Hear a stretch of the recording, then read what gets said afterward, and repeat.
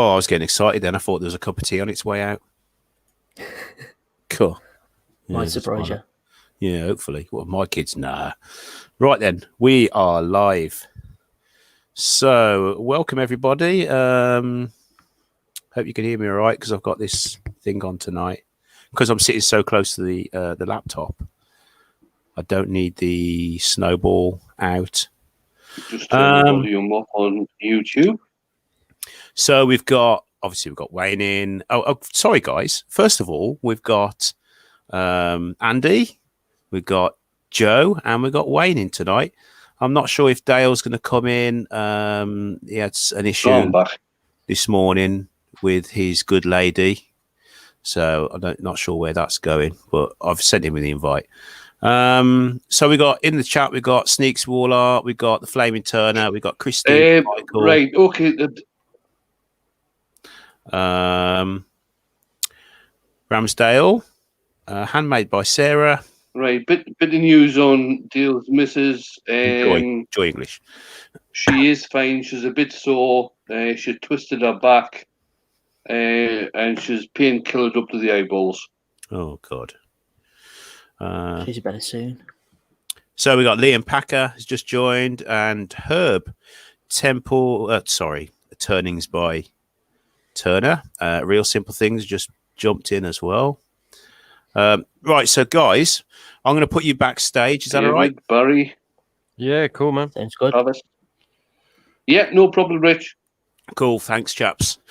Right, so tonight it's somewhat totally different. If anyone's seen the post that I put on Instagram and Facebook, so this is this originally was a picture that I shot over to Dale. Dale's a little bit upset with me, I think, because he wanted to do a better one of these. But this is perfect. I love it. It reminds me of a Banksy style picture, and I think I'm going to touch on the Banksy style because the only bit of this picture that's going to be color, other than the black, is there. Now, this is a picture. You all know I'm a scout leader and I love scouts. This is a picture of the founder of the scouting movement, which is Lord Baden-Powell. So I'm going to cut him out and I'm going to just colour these in, just his medals. That's the only bit of colour that's going to be here other than the black. Even the new scout logo, that's going to be black as well. It should be purple, but I want to do it black. So anyway, I don't think you've ever seen me on the scroll saw before. I don't know. Anything that I've learned from the scroll saw about the scroll saw, I've been watching Dale. That is it. So, like I said earlier, this is his style. So I'm going to cut out all the black and I'm going to be sticking it down to another piece of this ply, this 5mm ply that I've sprayed earlier on. I thought I'd spray it early. So it dried. I've give it two nice coats, and it's this this car paint, black matte black, if that's how you say it. So I'm going to start by poking all the holes through. I'm not sure how this is going to turn out, but I've got my glasses on, so at least I can see what I'm doing. Oh, we've lost Wayne. Where's Wayne gone? Wayne might be jumping in and out tonight because I think he's got some problems with his internet. Oh, there's Dale. I did send you an invite, Dale, if you're up to it. But big up to you, Richard. Oh, thanks, Clive. So I'm going to switch the camera over to this bench. I'm going to start drilling some holes. Right.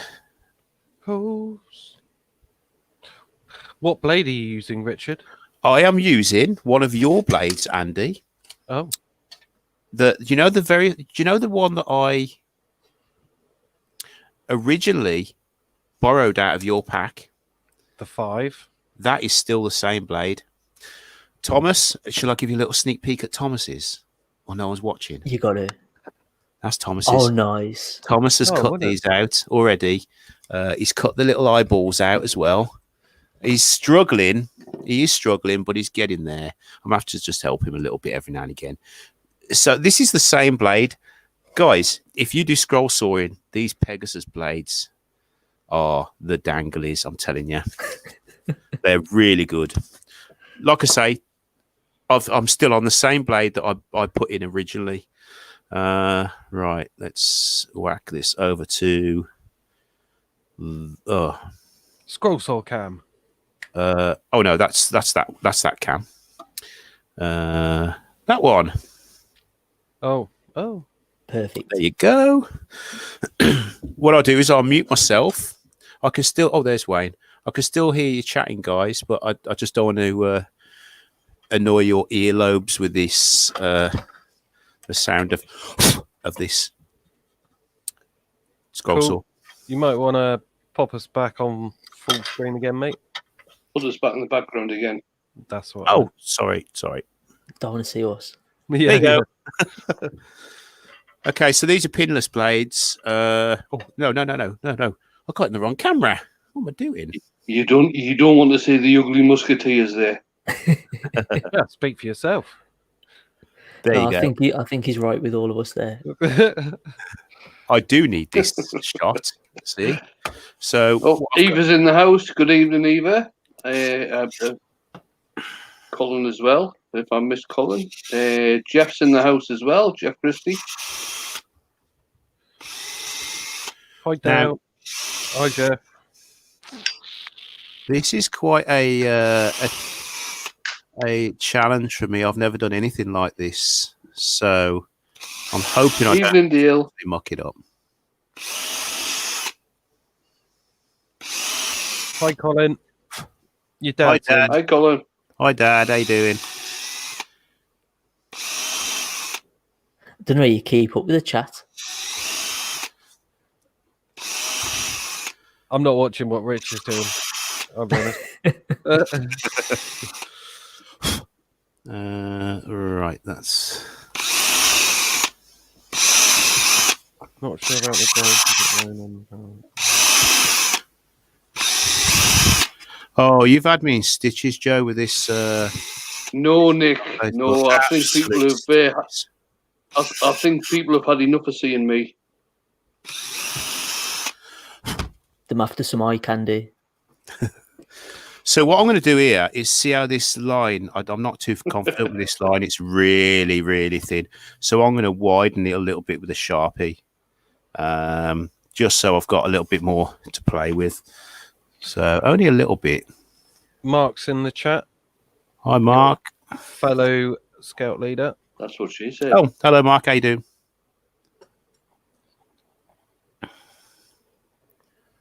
So all I'm doing is Hey, I'm Mark. just widening it a little bit. Claire's Claire's in the house. Evening, Claire. You're right, Claire. Like your new workshop, Claire. Oh, yes. I love it. I can't wait to, when this is over, we're going to go and Oh, I haven't seen that yet. see Claire. We're going to go and visit Claire and have a little play in her new workshop. She's got some pictures on her Instagram. She's been doing like step by steps and stuff. Yeah. It's looking amazing. It looks totally different to when I was down. I mean, the garden has transformed since I was down there last. Right. So all I've done is I've widened that outer line a little bit. So it gives me a bit of a chance to not to totally muck this up. Have faith in yourself, man. I do usually, but this is going up in the scout hall somewhere, so I want it to be nice. Well, don't mess it up then. I will. You got to remember as well, as soon as you take the template off, nobody will know what the line was meant to be. Exactly. Yeah. I mean, I'm not expecting to get this perfect, but I'm going to do my best. Well, that's what they're saying, it? Scouts. Okay. I think Mark's just screenshotted that, though, so just so you know. Is what? Mark's just screenshotted that, so he's got like a picture of it for reference. No, Oh. that's not right. I've got loads of them. They're everywhere. Yeah, Cuz is in the house. Evening, Cuz. Okay, I'm going to mute myself, guys. All right. Yeah, no worries. Yeah. I really haven't got the patience with the scroll saw at all. At all. See, I didn't think I had because I'm very much. Me neither, Joe. Me neither. But I actually have to confess, I thoroughly enjoy doing it. Oh, it's definitely therapeutic. I think it's one of those where the blade changes always put me off. I've done like one. I think I did a Marilyn Monroe portrait, and the blade broke that many times. It took me like 16 hours to do the smallest of little bits. I was like, no, I won't bother with that again. Not got it out since. It's worth having I've only just recently, for the first ever time, used my used a scroll saw. I've never used one before. Had a crack at it, and it didn't seem that hard. Dale's going to kill me for saying that, but it just, I guess, for me personally, I get into cutting the line. It's got to stay on the line. Okay, well, you kind of just stay on the line, don't you? And you can Three see livings in the house. you can see the blade bend, and right, okay, it's bending far too much for what you need to. I think that's where the patience thing comes in. Definitely. Do you know what I mean? Like, you really have to concentrate on what you're doing. But Plus, I suppose it depends as well. If you get Joy's stuck. Joy's just saying, remember, measure twice, cut once, or is that the other way around? It's a classic. sorry, Joe, what were you saying? No, I was just going to say, like, when you're actually scroll sawing, if you get to a really fine area, you might just have to wing it, like let your artistic flair come out and forget about the template for a bit. Yeah, that's it. But I suppose that's like any project, really. Yeah, most of my life I spend winging it, so I do a lot of carving, so I mean, the whole time I'm winging it, to be honest with you. That's it. I think you get the best results as well. Well, yeah. That's where the artist comes out. Exactly.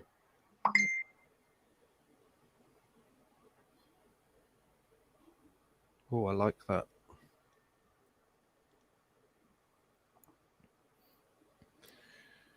That's really quick to change the blade. On mine, there's like a little Allen key on the side. And I'd always keep dropping it through, and then like the head would unhook from inside, so I'd have to take the panel off the side of the scroll saw. Right, nightmare. Oh, I'll be back in 2 seconds. My son's called. All right, man. So have you done much No scrolling? problem, Wayne? Andy. No, Jane bought me a scroll saw, not Christmas gone, the Christmas before, and I think I've used it 4 times maybe. That's enough. It's just something I can't get into. It is. It takes a very steady hand. I prefer. Well, it's not that. It's just I prefer a project I can chuck on the lathe and get finished in an hour. True. rather than spending, all this time. And some of the stuff that the people, the likes of JP, the likes of Charles Deering, the intricate types of cuts that they're doing, I just don't think I could handle that. Let's see. It's amazing to see the outcome, but then it's knowing what they've had to do to actually get there. It is. Yeah, it is. I mean, don't get me wrong. The some of the stuff that people are doing, I love watching Dale when he's doing his lives, and joining in with Charles Deering as well when he does his lives. I love watching it. I love the end result, but it's just something that I can do it, but I much prefer doing other stuff. Definitely. Richard, I'm just saying that your mic's in the way, mate. If you can bend it out the way a little bit, I think it's blocking the blade. Who was saying, hang on? That's the air blower. Oh, I thought they meant the mic that's on his headset. It's not the mic, that's the air blower. Yeah, that blows air from the back. It's like a pressure pump that blows air to keep the dust away from the blade. Oh, right. Yeah. Put it that way, and then people can see it. Yeah, that's the air blower to blow the dust out the way. How's that? Yeah. Gotcha. I know. I just heard you say about these Allen keys, Joe, on yours. Yeah. This one had Yeah. Allen keys. So all I did is I cut a groove in the screw head there, Yeah. and then I hammered a washer into the groove, All right. and that's all that is. And I've chucked a load of Gorilla Glue around it, and it's perfect. Stays there. That's I a just great couldn't- idea. There's no way I would have attempted this style of thing if I'd have had to keep getting an Allen key and keep doing that. I would have just give up. That's a brilliant idea. He's a genius. Do you know what I mean? It is. Oh, Stig is saying it was his mic, but it's okay now. Okay then. All right. And Barry's also saying it was his mic as well. Sorry, guys, I must have picked you up wrong. Yeah, sorry, I think it was just the little, like the little headset mic. It was just bent in, but it's out the way now. It's clear. Right. But those little ideas, those are the ones that always like really help people the most. It's the ones that you don't even ever think much of yourself. Mm. That someone like myself just seen it for the first time, and it's like that's the best thing ever. Yeah. Well, that now will give you the incentive to go, oh, actually, if Rich has done that, I could do that. And if it's that easy to change the blade, I'll give it another go. Perhaps that'll be the way you go. I mean, we've all got plenty of time in the workshops at the moment. Do you know what I mean? So, We have at the moment. It would have helped if I hadn't smashed up my scroll saw though. oh no, It was bad like times. I brought it secondhand. It was one of the first tools I ever brought. I think it was Mark like, Shop Dog Workshop's in the house. it was like 15 quid. That was it. Oh, bargain. Yeah, but it was a lot of rubbish. The vibration was terrible in it, so I thought, nah, stuff that. Pennsylvania Trapping is in the house as well. Hi, Pennsylvania Trapping. Rich, Dale is saying do the middle small bits first.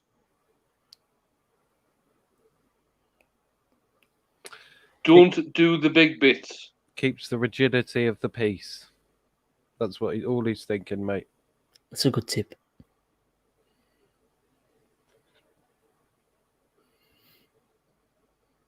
It's a good mantra to live by anyway. Start with the little bits, work up to the big bits. Indeed. You're right, Shop Dog. That's what she said. Steady. See, this is where you're most likely. Dale's also saying cut out the guy first. The whole guy. Cut out the whole of the outline. Did you mean the outline there, Dale? Yes, he does. Yeah, he does.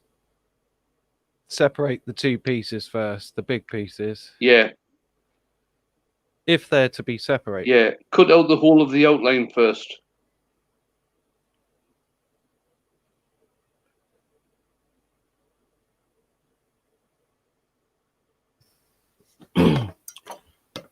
I'm just wondering if I should continue that right up Yeah. and that right down. Yes. I think I will. Yeah.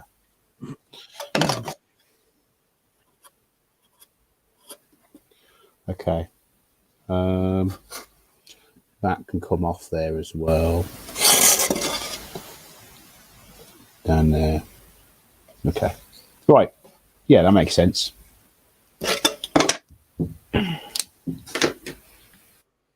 It'll be a nice shadow line when it's mounted. Mm.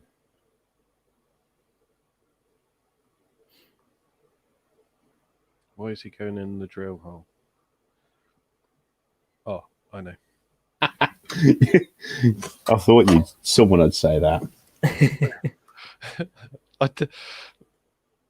Well, okay. I thought it was that right. I've Dale drilled it. said he's going to pop into the chat in a wee bit.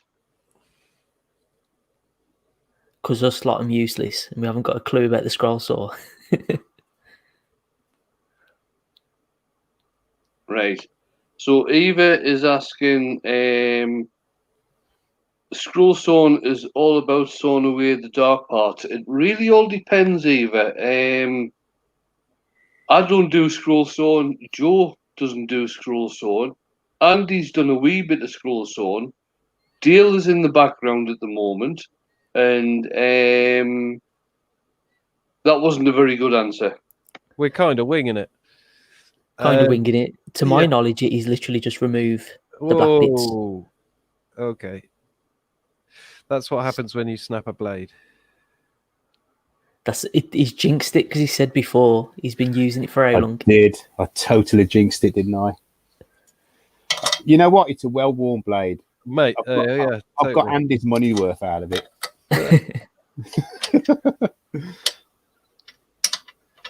Okay. Now, anyone that's got this type of model, remove that stupid thing off the side because you Yeah, cannot totally. get in there without that thing. Oh, there's Dale. Ah, there he is, the man himself. Lord. How are you, ladies, gentlemen, and anyone that I've missed? How You're right, Dale. are you all? Just got a Oh, punch Joe, down how are you, sir? Hey, dude. What are you up to? Wayne, how are you? You all right, Wayne? I'm fine, deal yourself. No, I'm okay. I'm okay. I have a sufficient supply of Coca-Cola, and my young lady has gone to sleep for a little while, so I thought I'd jump in. Andy, Good. Yeah. hashtag Just Team Viking. strap her into that bed and get her back up in 12 years, like I said earlier on. I thought that, so I gave her that advice. Her exact Give words that hip some were, time to heal. what does he mean, 12 years? And then we just let the coin drop through the relevant gates. And then she burst out laughing. Oh, is that a blade break? A blade break. It Young is, mister. yeah. Ooh. Yes, it Number was. three. Yes, Number it was. A number 3 or a number 1? Okay. Go for number 3 or number 1. Really I've fine got lines. No idea. Really, really, really fine lines. It'll be as sharp as hell, so it'll absolutely eat that wood as you go to put it in. So be careful. Yeah. It'll go nom nom nom nom nom nom nom nom nom. Make sure you're putting it the right way around. Oh no! Don't True. tell them that. That'd be hilarious. Well, you know what? I've learned this off you, Dale. So if I get it wrong, it's your fault. So Well, you Eva know, has said, well, you know, sorry, mate. Eva said, oh, Joe ain't so average then, with no beard. What's the point, Joe? I should have kept the, Did you the not angle watch? bar, I think. Oh yeah, definitely. That was cool. The Definitely. messages I got off that, God, not repeatable. Some sort of comedy false beard, like Monty Python-esque kind of thing. That's what needs to be available at all times. I need I one. was gonna I have the get- best intentions of growing Right, one. Claire's asking, what is the best? Claire's asking, what is the best, easiest wood for straw saw? That's quite a difficult question to answer, I guess. It depends what you're going to do. Depends what you're Paper. going to do. Paper. Yeah. It really depends what you want. You just think of the scroll saw more as just just exactly as it sounds, like a saw. So if you're going to make a picture, flat plywood or something with a pretty grain to it is always good. But really, the harder the wood, the slower you go. The softer the wood, the faster you go, and that's really about it. Depends what you're after, mate. Depends what you're after. This is 5mm. This is. But don't Jamie- do MDF. Well, I was going to say, if you're going to do MDF, make sure it's a well-ventilated area, and you better have a good reason for it, because it's just a terrible thing. Yeah. And if Yeah, you are well, going to covered. do it, even if it is well ventilated, make sure you've got a mask on. And goggles. Yes, and be in another room from the scroll saw if you can. Yeah. Just don't do MDF. That's what we're saying. That's what we're MDF, kind of don't trying do to it. Unless it's for kitchen cabinets, in which case, that's a different conversation. I've just had 3 sheets delivered. Oh, it's great! It's great. I was watching the Gosworth Handyman and how to paint and stuff. That was Yeah. just one of those. That was just one of those videos you just watch again and you go, "That's genius! Look, it gets rid of all the fuzzies and everything. Oh, look at that! That's clever." It's I need to ideal. have a go at that. Need to have a go at that. Okay. Camera. Are you gonna leave? Are you gonna leave at least one ugly person and 3 handsome chaps on the screen, and we can fight amongst ourselves as to who I meant by that on the screen, Rich, or what's the plan? How's that? Woohoo! I feel That's that it. you should just as a word That's to the the wise. At some point, you should think of getting rid of that Make a Central sticker because it'll catch and stuff. It looks like it's falling apart. Just a Yeah, view. I think it has. I Just think a view. it has, yeah. And that one, I don't know. Funnily enough, he just said that, Dale. Did he Oh, look really? at I that! must have been Classic. somewhere else. What was it? Oh, good lord! It's a heel. That's a classic one. That is. That's like 98. That no, 18. That is. This is the cut. Okay. This is the cut when you're doing A4. It isn't too challenging, but when you're doing an A3 or a 600 mil or something the size that Charles Deering does is much more challenging. Because you've got to stand really far back from the saw unless you're using a spiral blade. Which line is he following now? Is he going for the inside or the outside?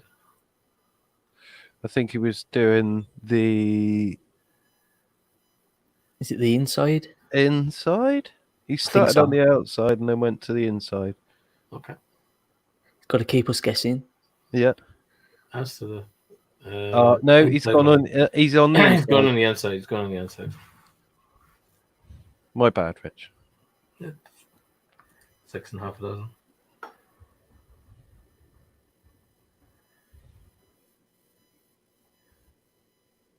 We're all going to sit here quietly and watch a man scroll. So Yeah. We're going to have to do better than that, guys. It's mesmerizing. That's what it is. Left a bit, right a bit. Hi, Steve, in the chat. Oh, Steve C. Hi, Steve C. There's a thought. Could you do like a game from a live stream of a scroll saw? Like hook up electrodes to the hands, and then you've got like a game controller, and you can go like left a bit, and they'll get a little electric shock. Tell them which way to go. Ooh, I like where you're going with that. You could probably adapt various Bluetooth devices that could be done for that.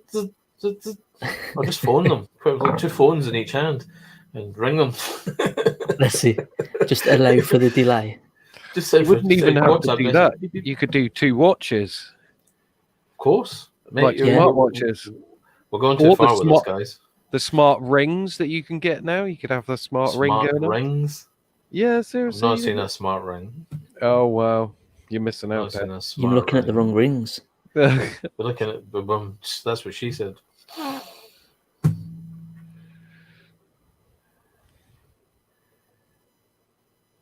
Right.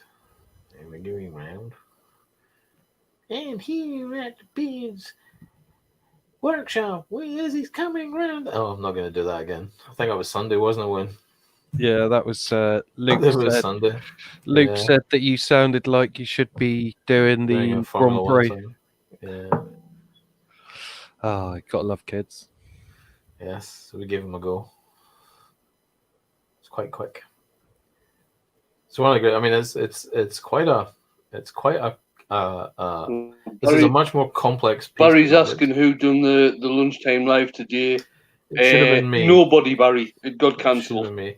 I had to cancel it. My young lady took a fall. She's got a bit of a herniated disc, and she tripped and hurt her back just 10 minutes before the live. So we just dropped everything, and I came in to help her. Rescheduled for Thursday. Who's on tomorrow, Dale? I Would think that be JP me? was looking at it, or you. I think it was you or JP. I think you should take it unless we hear from JP. If I hear from JP, then okay. I would. If I don't hear Let's from ask him. JP, rather, Yeah, if you don't hear from JP, then assume I it's you. will do a live Arbitec carving. Oh, what? Nice. Outside. Yep, if it's nice. Oh. Of my face. Oh, I didn't know fact- where to go with that. In Oh, there we fact, go. what I might do is a Viking skull bearded face like mine, self-portrait. Does that make sense? Sounds really good. Out in the chat, maybe young Claire is saying, "Okay, another question. Cool. What's the maximum ideal depth of wood for a scroll saw? Does it depend on the blade and the machine?" To be fair, they tend to be about 1.5 inches, Claire. Wood, again, same story as it's how fast you go. The bigger the blade, which means it's usually the width of the blade. The bigger the piece of wood you can go, but you can cut almost any size of wood with it, or plastic, or metal, or Jamie Page reckons he can do a fireplace with them by making really small bricks. So technically, you could cut sandstone with it. So yeah, it's one. I think my favorite scroll saw is Andy Burke, because he doesn't do scroll saw. What he does is he uses it as a tool to make something. And I think that's an important. I mean, I bought mine originally to do joints with, to do fine joints, because it was just the perfect tool. Wound up, getting into making pictures with it. Go figure. I suppose you could make a perfect mortise and tenon. That was the idea, but it worked out for me. A set of drawers would be done. You could do the set of drawers quite precise, I suppose. I like that. From my perspective, it was just a useful tool to do. Yeah, well, yeah, totally. When it was a cheap piece of crap, I mean, it had huge vibration. I had to be careful what I was going to say there. A lot of vibration. That's the trouble I had with mine. I remember when I first found mine, I was actually looking for bandsaws, like in the newspaper, secondhand. And then I saw a scroll saw advertised, and I got in touch with the bloke. I was like, "Is it like a bandsaw?" He's like, "Yeah." So then I went and seen it, and I was like, "That ain't a bandsaw." Well, he's like, "It's only 15 quid." Like, for that money, I gave it a go, and like I said, it got one use, and then it got dashed. Some of the really cheap ones are absolutely shocking. If you were looking to invent a way to have somebody stop using one of the tools, that would be one of them. JP kind of set was on the Record Power 16SS, and it's a really good machine for the price. So is this. I think this is a work zone, isn't it, Andy? Yes, it is. Yeah. Yeah, this one's actually pretty good. It's very similar to my Jet, actually. Like, pretty much. You couldn't do. I mean, I'm just thinking here. You couldn't do. I mean, there's absolutely no way to do a scroll saw radio show. What do you think? What do you think, Joe? Do you think there's space in the schedule for a scroll saw radio show? I think there's a possibility if you got if the hum, if you could get the tune of the hum to match up to some tracks, then I think you might be onto a winner. What do they call those things that they made the is it pheromones? Is it the ones where people moving the hands to it kind of thing? You could do like a scroll saw thermone, I suppose, really, and cut the piece out and go. That would actually be pretty good, You get a feel for what they're actually doing that way. What they're doing, kind of thing. Test it with. In the chat, Nick the Flaming Turner, I'm looking forward to Saturday, as it looks like I'm doing a scroll saw project for my making with my friends live. Cool, awesome, cool. Nice one. Like that. He's not looking forward to Saturday.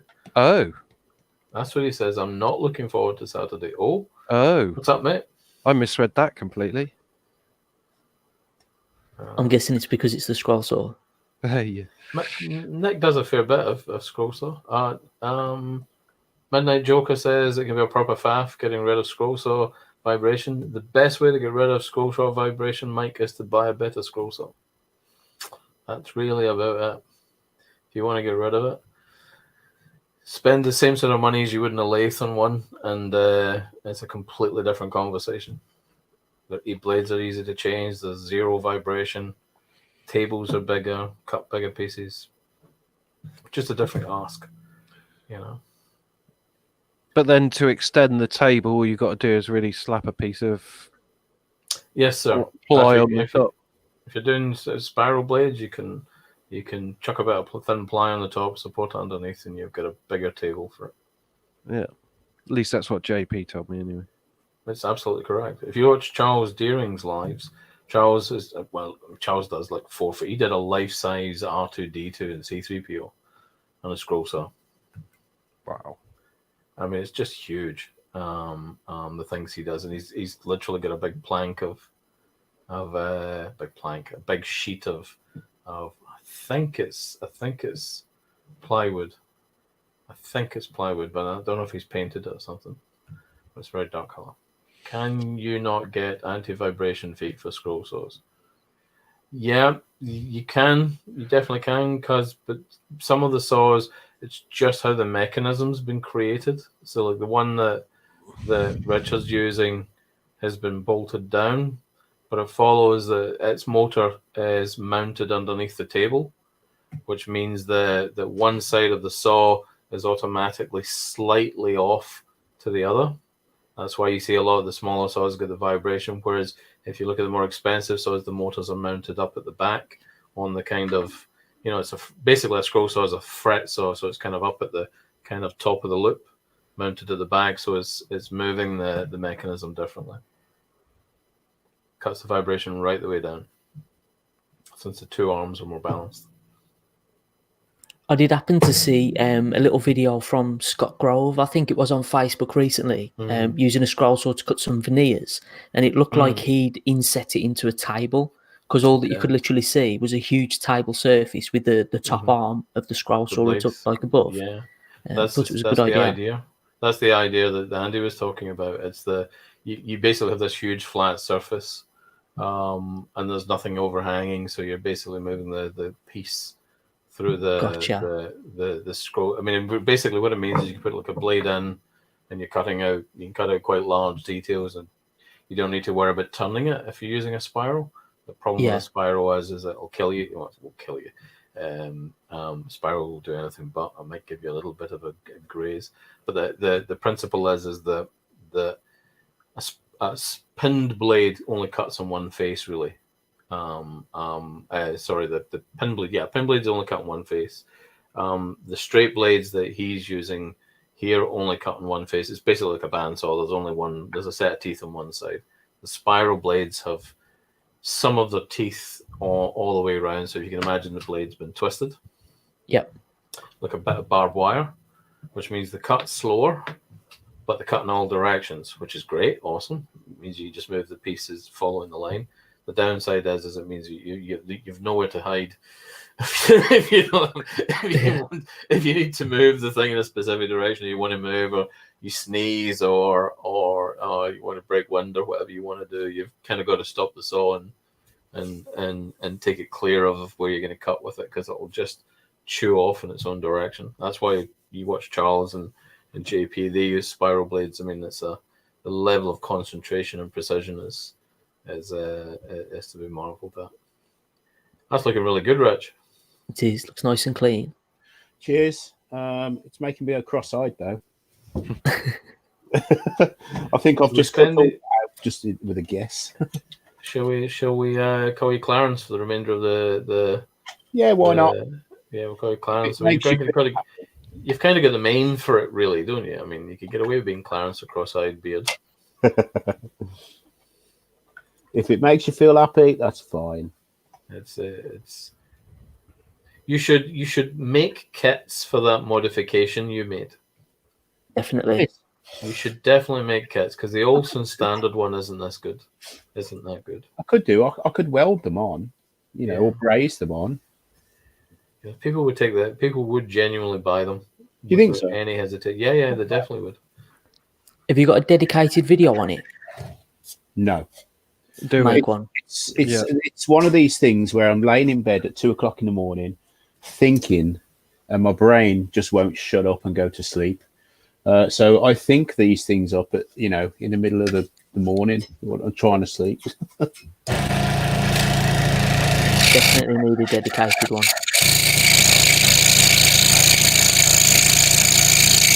Rick. Cheers, mate. No, I don't think it'll make a very good radio show. Get an ASMR out of it, I suppose. It's true. No, if you could run some dub and bass over the sound of the saw. If you're doing a repetitive, repetitive cut, and you got that same beat. Yeah, definitely. You could definitely do something. Oh, you could too. Techno would be easier. You reckon? Yeah, definitely. Some off-key tunes kind of playing in the background. Warp. It's got to be done. Slow Need a the audio, remix is it? now. Yeah, that's it. You know, I mean, DJ Heel in the House of Viking, cutting shapes in the House of Viking, cutting shapes in the House of Odin, cutting Hey. shapes in the House of Odin. There you go.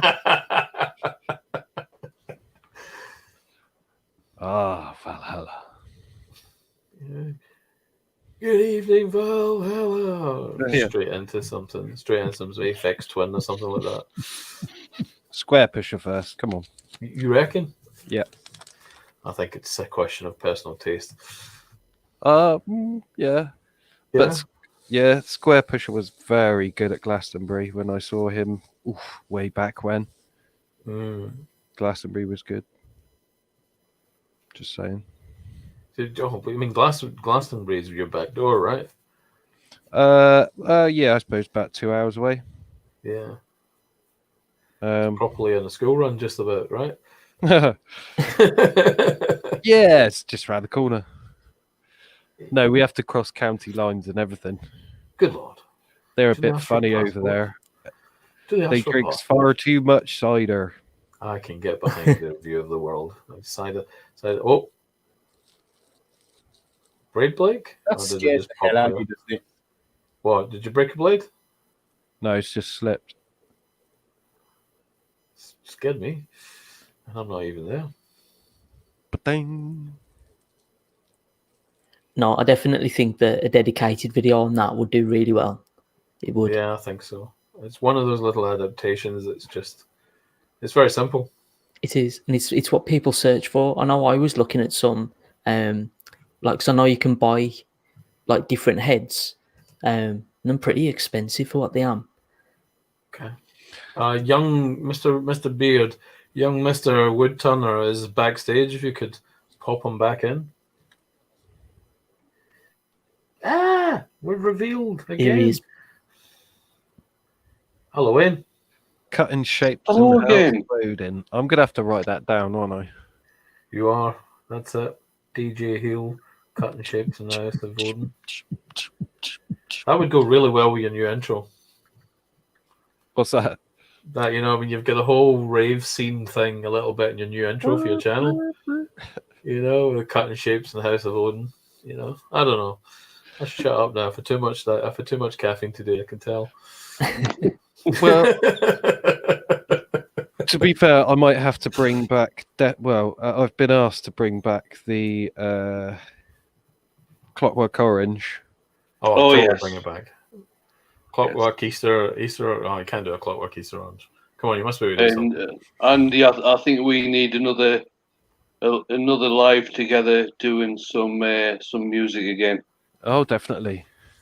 So out in the chat, Mike, the Midnight Joker is asking, "What's the blade clamp upgrade made from, Rich?" What?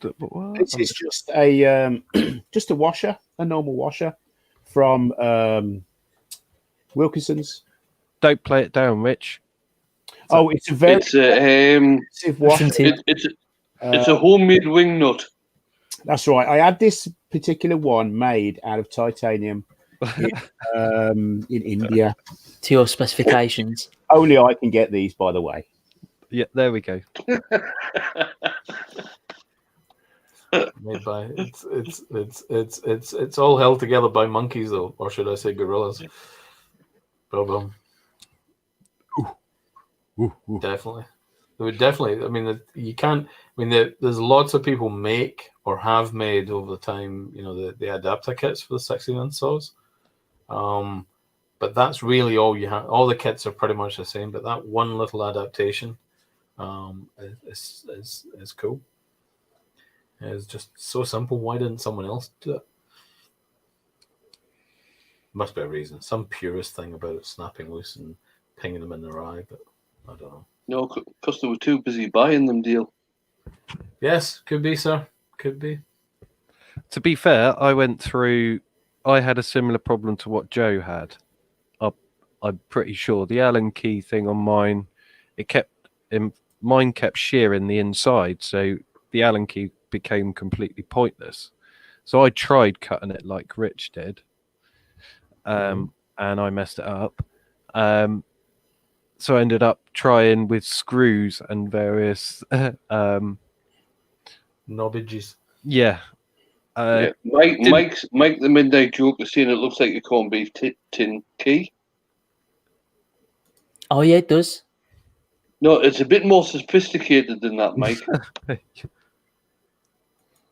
It's been specially made, especially for there's playing it the down, rich. and then there's playing it down, isn't it? Do you know what I mean? Out in the chat, there's a discussion about accents among the ladies. Them all going on about Yeah. the difference between Brummies and Black Country. It's It's definitely very gone down. controversial. It's There's a huge difference. Huge difference. Don't Fastest start. way to annoy Stace. Fastest way to annoy Stace is get it wrong. Sorry, Richard. Sorry. No, it's all right. My missus is a thoroughbred Black Country lass, and I'm a Brummie. So if that kind of talk starts in my house, I end up getting my sorry, Yeah, and my butt kicked. Stace is Black Country as well. The biggest difference between Brummie and Black Country is that if you call Stace a Brummie, you'll get a slap around the head. I think that the best way to cause conflict is to if you really want to annoy someone very quickly and accuse them of being a Brummie, do it to Nick. He gets quite upset really quickly. He's from Bristol. So yes, and the chat stays. Is it only like 60 mile or something like that? It's not. No, it's not even that. I mean, it's only a couple of few miles. Well, 10, 12 maybe. Oh dear, come on. That's like Bournemouth and Paul having an argument. Again, There's massive difference. If you're from the northeast, it's the difference between being a Geordie and a Mackem. That's it. If you're local, you pick up all the little variations. East and West London, I guess, and South and North. They all sound different. Yep. And that's only. See, Joe would recognise things like I Bay doing that, and I'm going up the bonks, and Yeah, over the bonk, I core do that. down the cut. Down the cut. I went to. Well, I usually go magna fishing on the cut when I go up. Yeah. Find the odd weapon. Nah, I didn't really have time. 8-pound black rib nobbler. The Scouse and the Manx. I think there's a pretty decent difference between the Scouts and Manx. Yeah, there's a lot of difference there, I think, Andy. Well, yeah. Oh, yeah. There's a lot of difference. Rich. Yeah, carry on. Thanks. There's a lot of difference. I don't deny. So, Mike the Midnight Joker said, "Did you know that Birmingham is named after a blacksmith called Birmingham?" I didn't know that, Mike. Even I didn't know that. I was speaking to an American. They told me it was named after a place in Alabama once.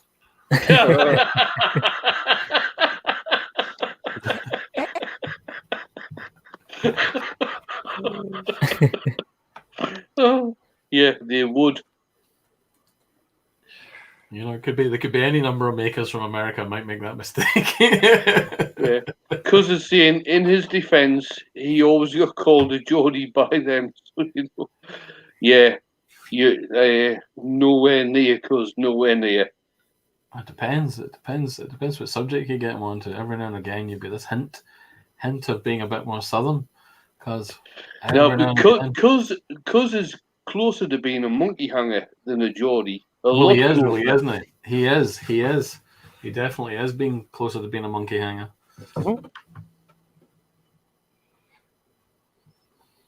I used to do a lot of work up and around Bedlington and that part of the world, so I know exactly what you're talking about. See, you boys have got an accent to me, obviously, but I don't have an accent. So how do I sound then? Where do I sound like I'm from in the country? See if you say South. Straightforward. You sound like you don't. Yeah.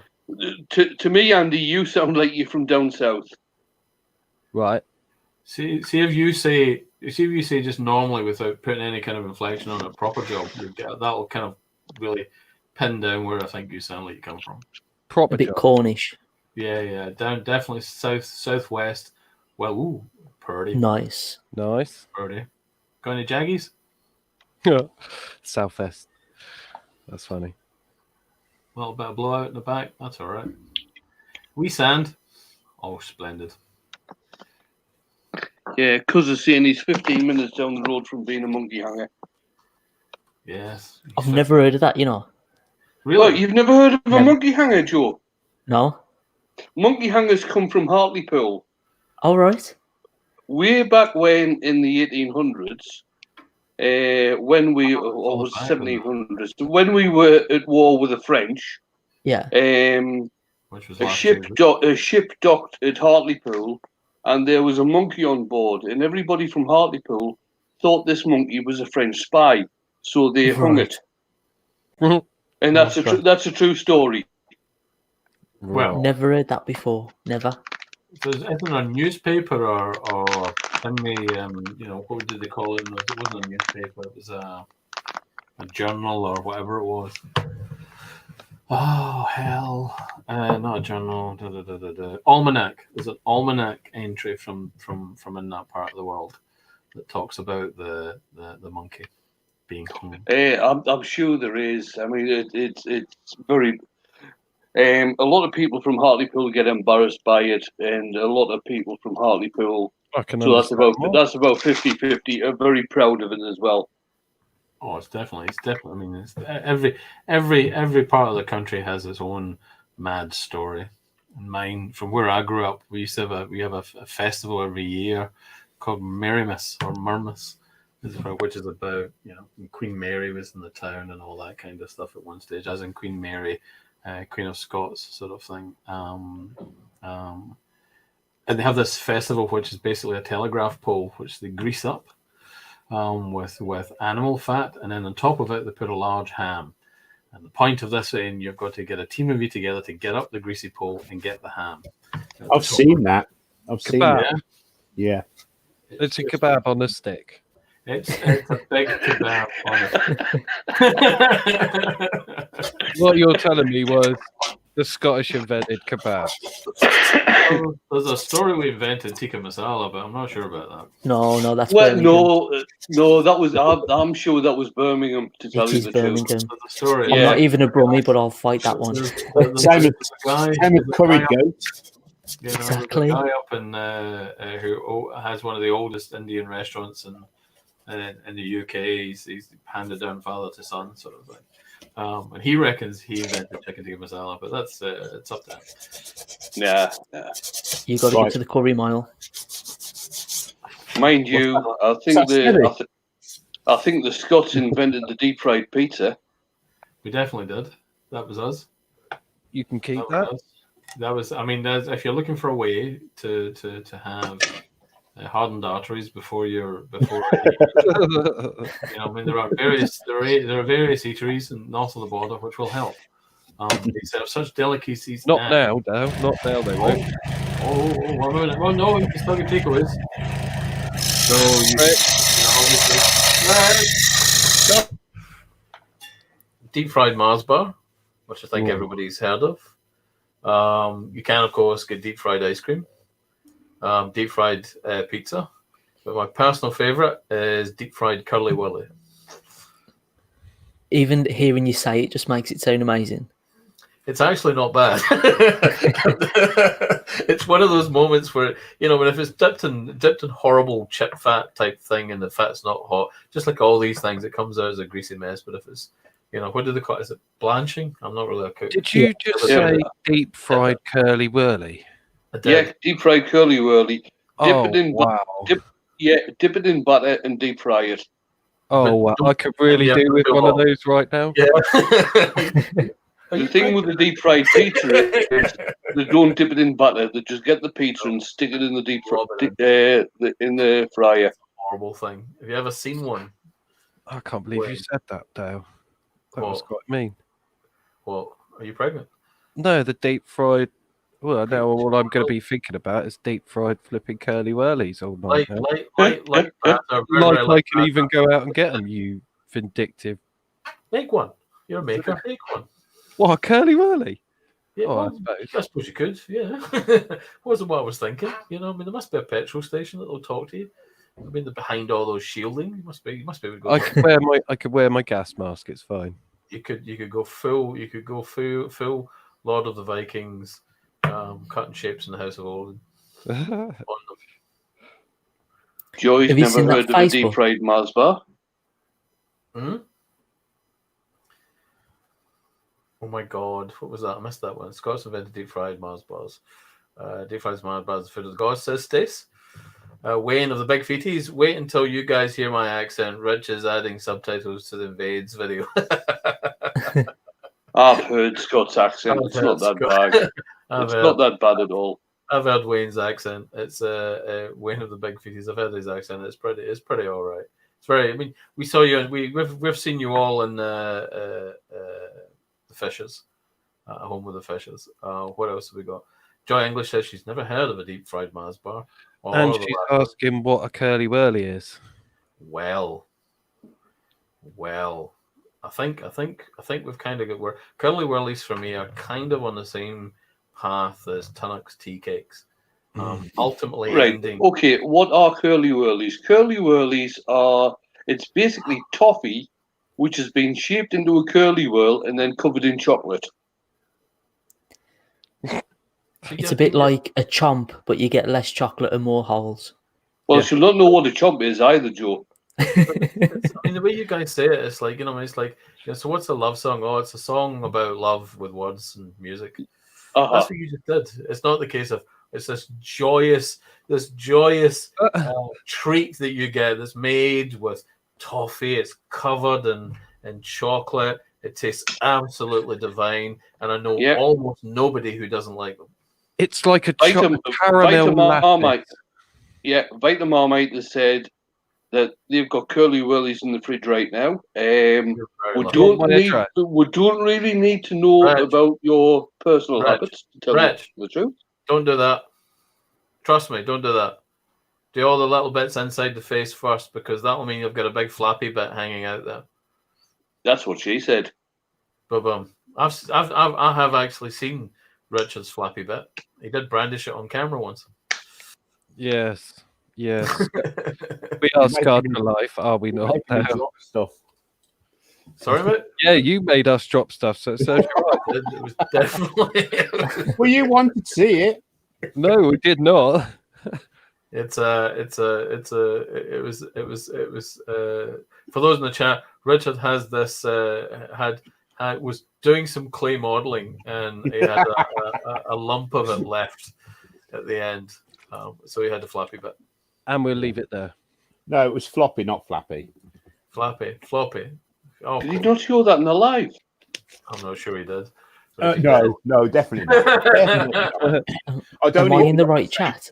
I don't even like saying floppy in the live. Right, anyway. That must have been a different live show then. That was the premium feed. Chat. Hi, Doug. Joe's going, oh, what Doug! have I got myself in for? Definitely, I wasn't expecting this. I'll show you it one day, Joe. Joe, right, on these ones always expect the unexpected. And then you'll still be shocked. Well, yeah. Hi. Claire's asking, do you prefer chocolate room temperature or cold from the fridge? Definitely cold from the fridge, Claire. Definitely. Put it in the freezer. I'll put Mars bars in the freezer and then slice it up.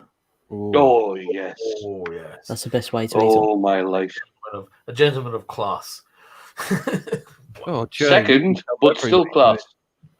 it. Chocolate tips with Joe.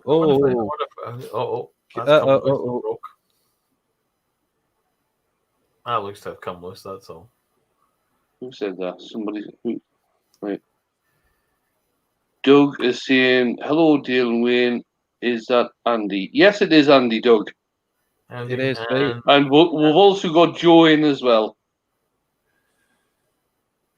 Rich, you should keep For those of you who don't know Joe, check out his channel, Average Joe's Joinery. I wouldn't. I'd give it a miss. No, check it out. You don't. Well, if you're not recommending that, check out Joe's radio show. Well, that's something else. Thursday, That's like a little bit awkward at the moment. Yeah. Because I had a section covering events, and there's not many events going on right now. Oh, Right. Joe, you could always, instead of covering events, live if you're looking to who's doing what on YouTube, you could put in who's doing lives. That's a good one.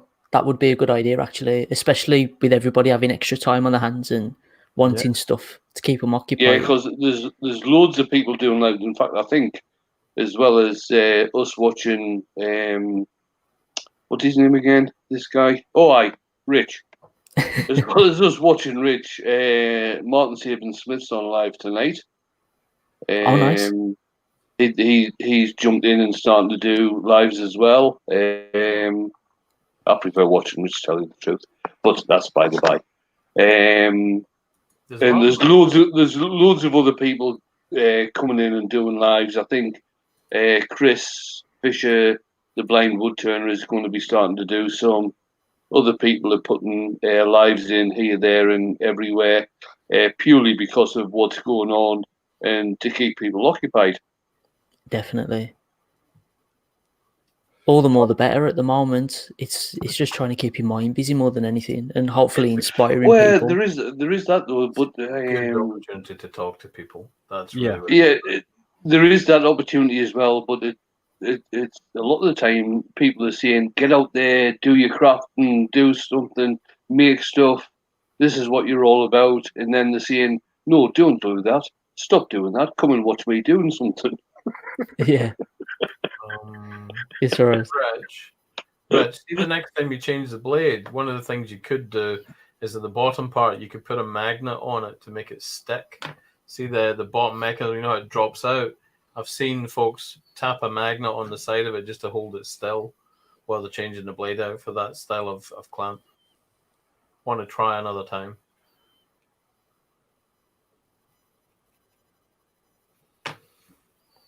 Eva's saying we need a turner to do a bowl with real candy in it in resin. It's been done, Eva. Nick Zametti, I think, did one with boiled sweets, so it has been done. I don't think it was very successful, mind. A good one to check out to be Peter Brown as well. Shop Time. Oh yeah, Peter Brown. If you're looking at doing something with resin, check out Peter Brown. Various other people as well. Doug. Definitely Doug. Check out Doug, the Pull Bond Productions, if you like stuff with resin or hybrids. Cool. Guys, sorry about it. Rich, do you have any clear packing tape or sellotape? Yes, I have Gorilla Tape. Yeah, as long as you can see through it, right? Because as you come down here, you'll need to tape them back down. Keep the pieces in place to give the rigidity, because it'll get really, really floppy. Okay. Leave the pieces in. You by all means take them out and kind of a quick look, but put them back in and tape it back up to keep it in one piece. Because as you start cutting, it becomes looser and looser. So the way you bring pressure with your thumbs it'll start to deform a little bit too. And if you're going to break something, you'll catch it on the edge. And as you get down, not right now, but as you start to make those cuts a bit further down, as you do the face, it'll start to come. What you're basically doing is sticky taping it back together temporarily. Okay. Awesome. Good. Right. Doug's just said that the thing with the sweets and resin is that Steve from SK Crafts has done it as well. Oh, of course, so he has. Steve. Almost everything has been done. I want someone to do wood turning on the space station. That hasn't been done. No, I'd love to do that. But I'm scared of heights. Just think of the shavings. I better, yeah. You don't even need to go. That'd be lethal. get on that vomit comet. Where was it? I can't remember how many minutes of weightlessness you get. I mean, Wayne could turn a pen in about 5 minutes, so I mean, as long as he gets 5 minutes. Around, yeah. I think you get between 30 seconds. Is it between 30 seconds and 2 minutes of weightlessness Something like that. on the vomit comet? Yeah, something like that. That's all you need. Can get a lot done in 30 seconds. Yeah. I could do a ball in that time. I bet you could. I was going to go in there with the that's what she said, but there was no follow up line with which you'd get a lot done in 30 seconds. It was just. No. Red Eye Dave is asking, what's the pick? Is it Dick Tracy? No, it is Yeah. the scout Lord leader. What's his name? Baden-Powell. The guy who started. Lord Baden-Powell. That's what the picture is, Dave. The founder of Scouts.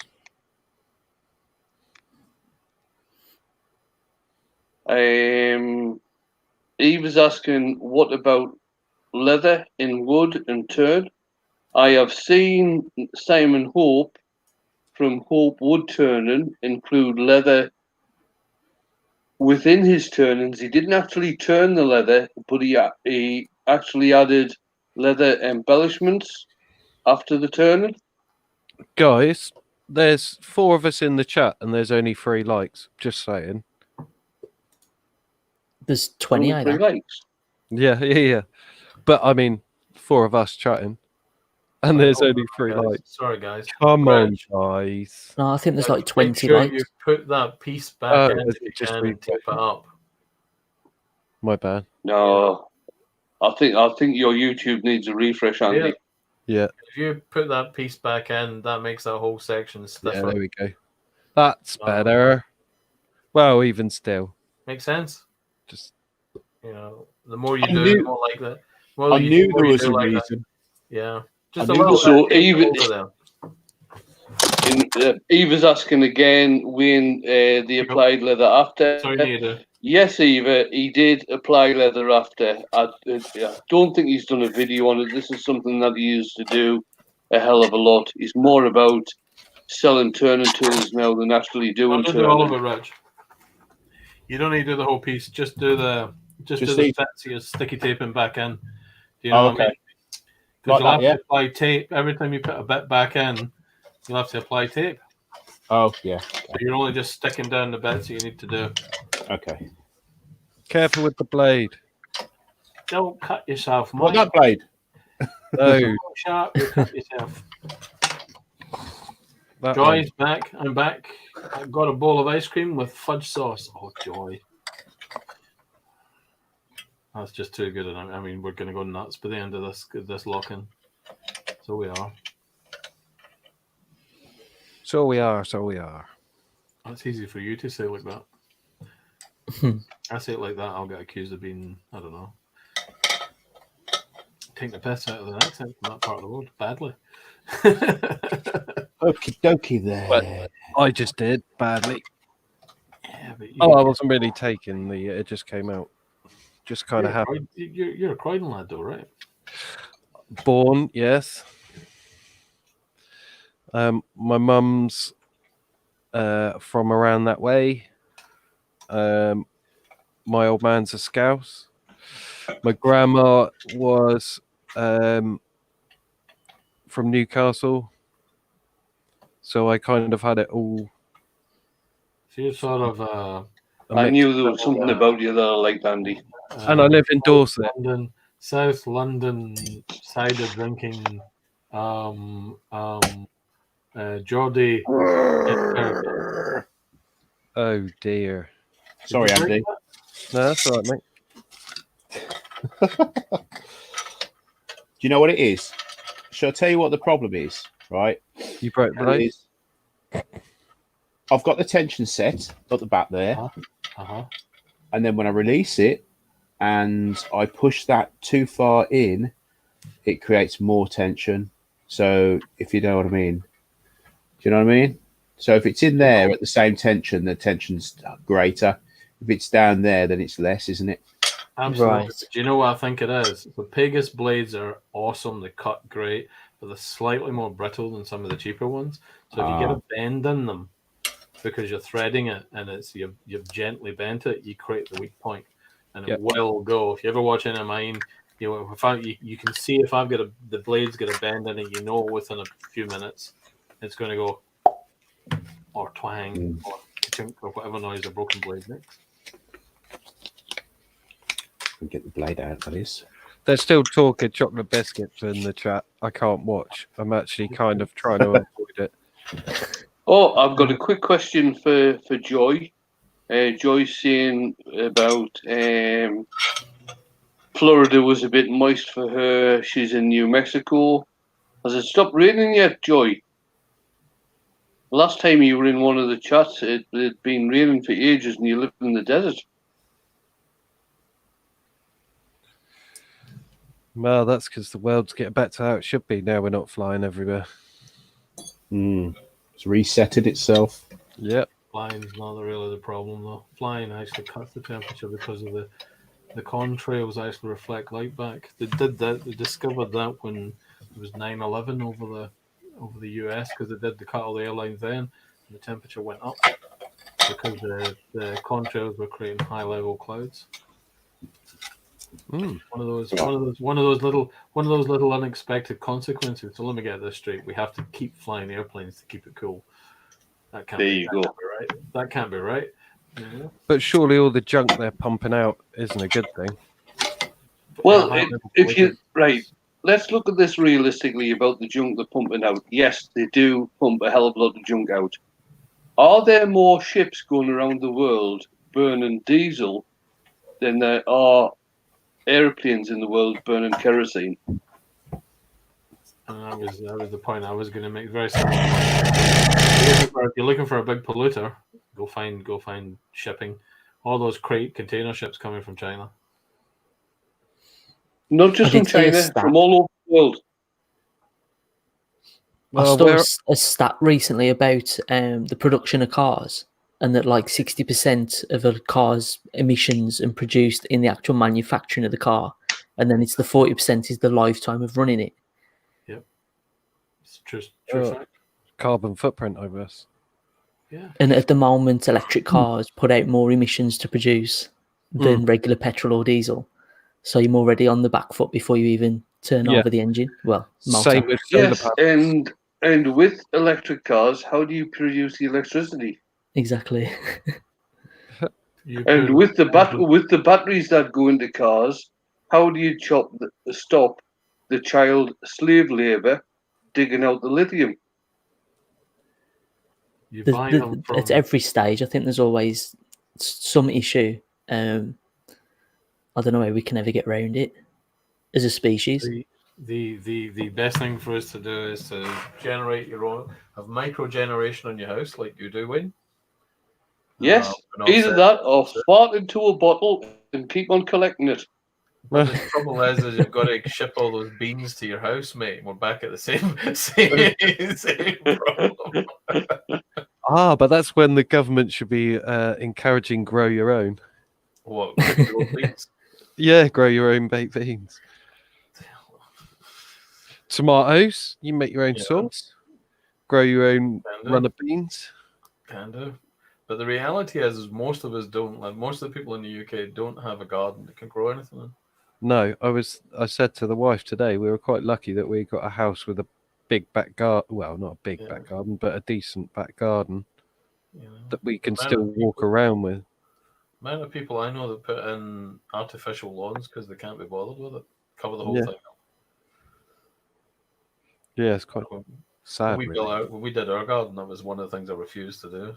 It was one of those. This is going to be a proper green, hard work garden, but it's going to be green and it's going to be, have all the problems that goes with it. But my word, we get loads of wildlife in us for it. Cindy plants she plants stuff in a kind of cottage garden style, so you've got flowers and veggies all mixed in together. Nice. So you literally just put them in alongside each other, and that's how they used to do it. And I'm going to use this phrase carefully here: the good old days, i.e., before about 1960. Mark's actually made a good comment. Cruise ships create a load of rubbish as well as containers. I was talking about shipping in general. I wasn't just talking about container ships. I was talking about shipping in general. Yeah. There are a huge amount of ships out there, and they are all using diesel. Surely a lot of those will be stopping soon. No, I wouldn't think so for a minute. Surely that would be a way for the infection to just keep going because they're at sea. Well, I suppose if they're at sea Probably leave that out for a bit, mate. for weeks. Yeah, let's leave that one.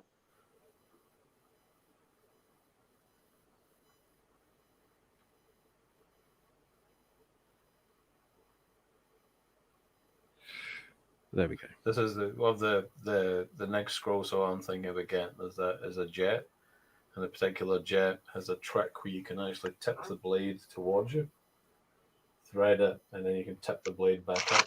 So that peering underneath thing is a lot less cumbersome. It means you can.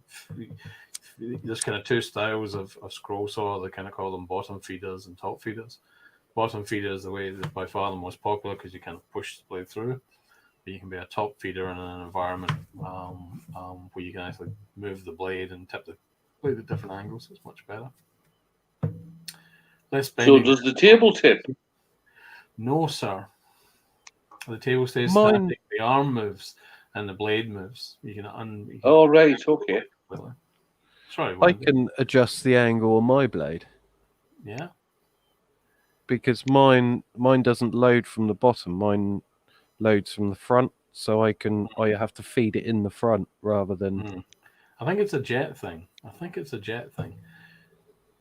So technically, I could angle mine slightly more forward or slightly more to the rear. If That's that what she makes sense. said.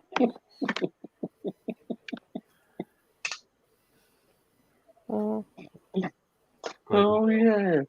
Out in the chat, yeah, I was going to say that. Because out in the chat says, I wanted to get an aero garden to grow my own stuff, but I was never in a position to buy it.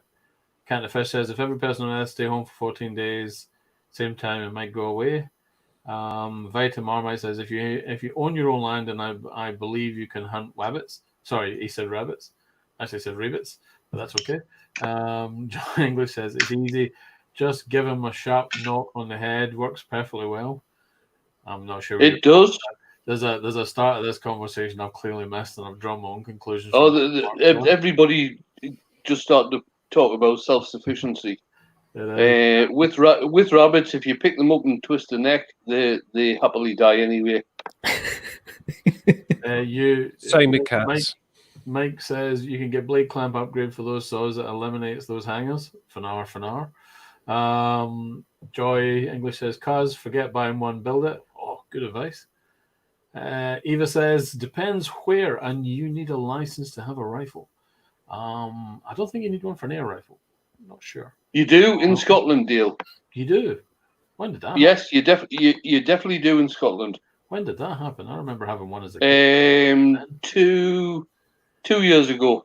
I've been Nicola the Sturgeon that caused that. If you breed rabbits, it's different. Okay. Shop Dog, you just need a lawnmower to grant you permission to. You just need a landowner. Sorry, lawnmower. Landowner to grant you permission. That would work. Sorry, Dan. That would work too. Joy says, why would I want to leave my food supply to the whims of happy bunnies? It's a very good point, Joy. The Cat and the Fish says, or I can have a nice looking male hunter come hunt for me. Eva, what can we say? Going down a bit. Doug says, deer, wabbits, squirrels, those frigging Canadian geese. I do occasionally think of you, Doug, as looking like a sort of wood-turning Elmer Fudd. I don't know why. To tell you the truth, I'm very lucky. My vet does a lot of shooting. He goes out and does a lot of culling of deer. So I'm not in the position that Doug's in where I can go out and shoot my own, but I do get deer very, very cheap. I Very thought cheap. venison was deer. I get the whole carcass, which I've got the skin and butcher myself. Nice. So what here? Out in the chat we have. I've still got some birds left from last season. I've got some pheasant left in the freezer, so that's quite handy. Pheasant. I love pheasant. Do you know before Shannon was 12, she could dress a pheasant and a rabbit? Oh, good girl. You should dress them up as a small suit. Yeah. Now, Drake and Thomas, on the other hand, Oh, Butley's off. you can't take them there, can you? Still at Butley in the room. Anyway, yeah. So Thomas run off screaming, and so did Jake. They're not up to it. Oh, seriously. Even Luke skinned the pheasants when I don't know if you guys remember, I'd had best part of 26 pheasant. Yes, given to me. I remember that, Andy. I remember that. Yeah. And I basically did a live Insta skinning all of these birds, and I tell you what, that was a bit much. Mm-hmm. Like that was a bit much. To tell you the truth, with pheasant, They stink. Hold on. Yeah, but all of that. Guys, I don't bother. I don't bother with doing the feathers thing with pheasant. I just skin them. right. It's a lot easier. Other bets to keep that neck intact. Is Mark still in the chat? Is he? Yes. I don't know. Right, because I'll thank Mark, because Mark got me to teach all of the scouts on our scout camp how to dress a pheasant. Oof. Yeah, and cook them all. There was a lot of blood everywhere. Trust me. Yeah. Oh, I bet. See How did you do it? Well, the last time Paula, my little sister, was up here. Hold on a minute, mate. Hold on a minute, Reg. Hold on. Guys, sorry. Okay. Sorry, Reg. If you cut this out right now, you will create a fracture point on the just behind where the blade is.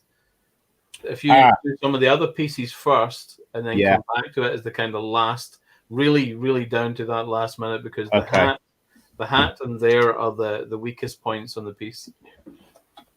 I knew there was a good reason for keeping you in my friend's circle, Dale. Well, that's that, mate. I mean, it's it and fixing your PC, right? Probably the only reason, Rich. No, you didn't fix my PC, Dale. You built me a brand new one. Well, I mean, if you can't fix it, just make a new one. I mean, I think that's a good motto. Actually, you made me build it. That was the thing on your. Basically, I sat there and gave you orders. I feel I didn't build it. I think you did. Yeah. Do that kind of thing. I'm going for some chocolate. I seem to recall. Put that there. I'll be back in a minute. Put that bit there, and don't make a mess. Kind of thing. Offer a cup of tea, like. Right then.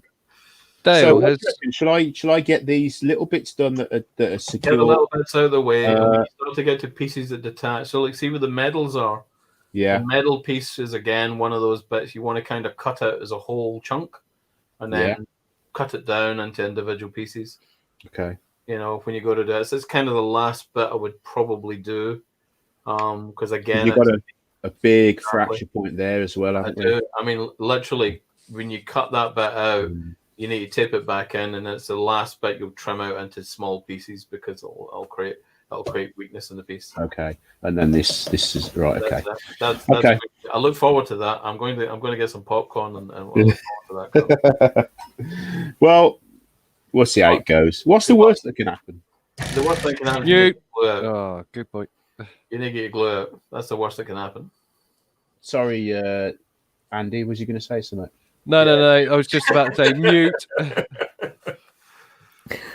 That's all good. No, the last time Paula was up, my little sister, she's very keen on fishing, so she got in touch with one of the estates that allows fishing, and she went up there, and she was about the only person there, and she said to the gamekeeper, "How many trout can I get?" He said, "Well, you're only allowed 2, but."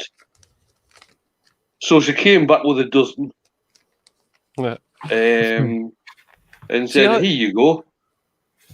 I only went for 5 brace. I came back with like, I can't remember how many brace it was in the end, but it was too many.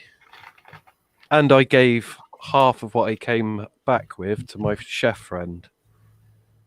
I had literally the back of my van was filled. If I had got pulled by the police, they would have think I was a poacher or something.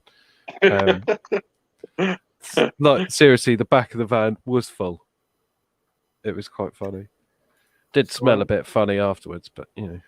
Out in the chat, we've got a few pertinent ones. Mike, the Midnight Joker, says, I need to get some extra blade clamps for my Hegna, but they're pretty pricey. Anything that has the word Hegna connected with it is. But Mike, Axminster make a Hegna clone. So I would have a look at the Axminster site. They have some they've got some compatible clamps to the Hegna. So I would have a look at them and just double check. Because it's effectively, I think it's the 18-inch Hegna they do a clone of. See, the school use a Hegna, and they can't be spending that much money on replacement parts. So check it out seriously. That would be where they get it from, Axminster as well. Yeah, they're compatible parts. What else? Sorry, Dale. No, mate, you're absolutely right. I think that's it. I think we're back to ringneck pheasants from Doug. Killed fishies. There you go. Build your own farm with a pond on it and breed fish. Yeah, Colin's just saying he's still in the chat. Good Lord. Colin, father of beards. That's what it is, dear. He's the all-father. I got a message from Chris Pouncey the day from Sorby Tools. He is sending out my new bull gouge. And he will be sending me out a new spindle gouge and skew chisel next month. Nice. Nice. Can I ask a question though, Wayne? How many bull gouges do you have? At the moment, I've got one. I've got one less than I used to have because I've just sent it to Nick, the Flaming Turner. I have got sitting in the workshop at the moment around about 8, I think. Do you find that bull gouges are much of a muchness, or are there benefits to, are certain styles better than others? With the bull gouges I've got, I mean, the range, the biggest bull gouge I've got is 3/4 of an inch, and they go all the way down to, I think around about 1/4 of an inch. For those of you in America, the difference between the way we measure bull gouges and the way you measure bull gouges is that we measure bull gouges across the flute, and you measure the diameter of the actual tool. That was just an aside. So yeah, from 3/4 of an inch down to 1/4 of an inch. I've got some with a traditional English grind. I've got some with a fingernail grind, which is my preferred grind, and I've got some with the swept back Irish grind. And it all depends on what I'm doing as to which one I use. Nice. So in the chat, Fred Taylor very kindly checked the model number. The Axminster Hegna clone is an AT 460 SS. Now that's only about 400 and depending on which day, about 460 pounds. Fred, I can't remember exactly. It's a really, really good saw. It's a quantum leap beyond most of the 16-inch saws. But it is, it is a slightly different animal to use. No vibration. German engineering at its best. So yeah, I know Chris Pouncey, who is the marketing and sales director for Sorby. I know, I do know him. So I got in touch with him last week and said, I've been promoting your stuff since last November. How do you fancy giving me some more stuff to promote? And he said, have a look in the catalogue and tell me what you want. So I answered him back. I've had a look at the catalogue and I'll have one of everything. That's the way to do it. Yeah, well, he didn't go for that though. Oh, so yeah, I am getting a half-inch bull gouge, half-inch spindle gouge, and a 1.25 inch skew chisel. I mean, I've been using Sorby tools since I started turning, really. So why not get something back? That's it. It's an easy decision when you're already like familiar with the brand and you've already got your trust with them. It's just Yeah, a that's no-brainer. exactly, Joe. Exactly. See, I count myself extremely lucky that I had my Fortiflex turn up from Dremel before all of this stuff happened. So I've got plenty of time to play with it. Oh yeah, and good shout out to you as well, Andy, for getting that partnership. Thanks, mate. Out in the chat, a question from Cuz. Why are Hegner saws so expensive? Very simple, Cuz. They're German designed, German made, and they really were the groundbreaking scroll saw, motorized fret saw in Europe. Once you've used, it's one of those kind of things. It's a bit like saying, what's the difference between a Ford and a Mercedes? It's just a different style of engineering that's at work. There's nothing wrong with a Ford. Ford makes some awesome cars, extremely well made and very capable. Whereas Mercedes tend to go that extra mile with the engineering, and it's reflected in the price. Yeah. Cuz Cuz is asking, are Sorby tools still made in Sheffield? Yes, Cuz, they are. They are still made in Sheffield. And Derek McCall is saying, did you remember belts for your Pro Edge? No, Derek, I didn't. But there are various places on the internet where you can actually buy belts for the Pro Edge that are cheaper than buying them from Sorby. Yes, you can do that with Turning Tools as well, but I think there are people out there who do abrasive belts a lot better than Sorby do, to tell you the truth.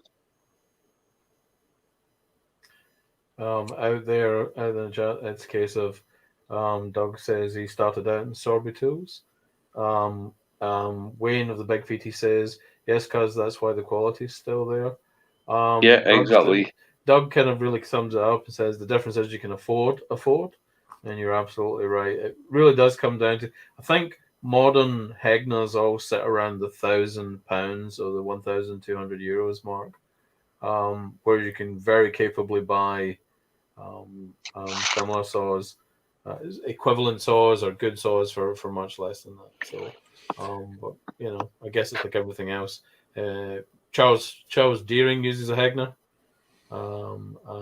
Mitre Mike uses a Pegasus, which is an an Excalibur 21 clone at its heart.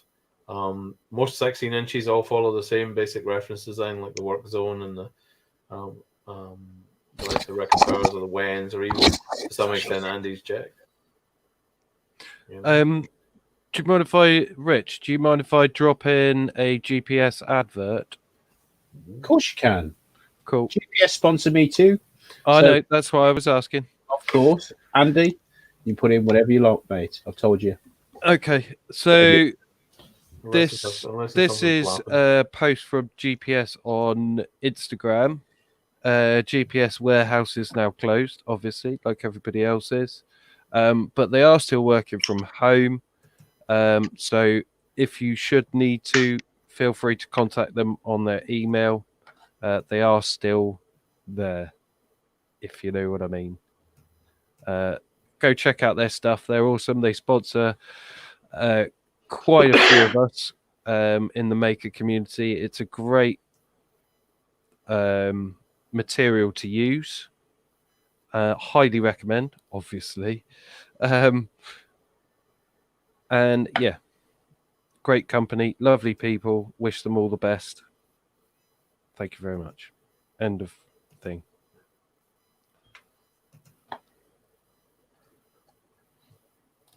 Cheers. No worries.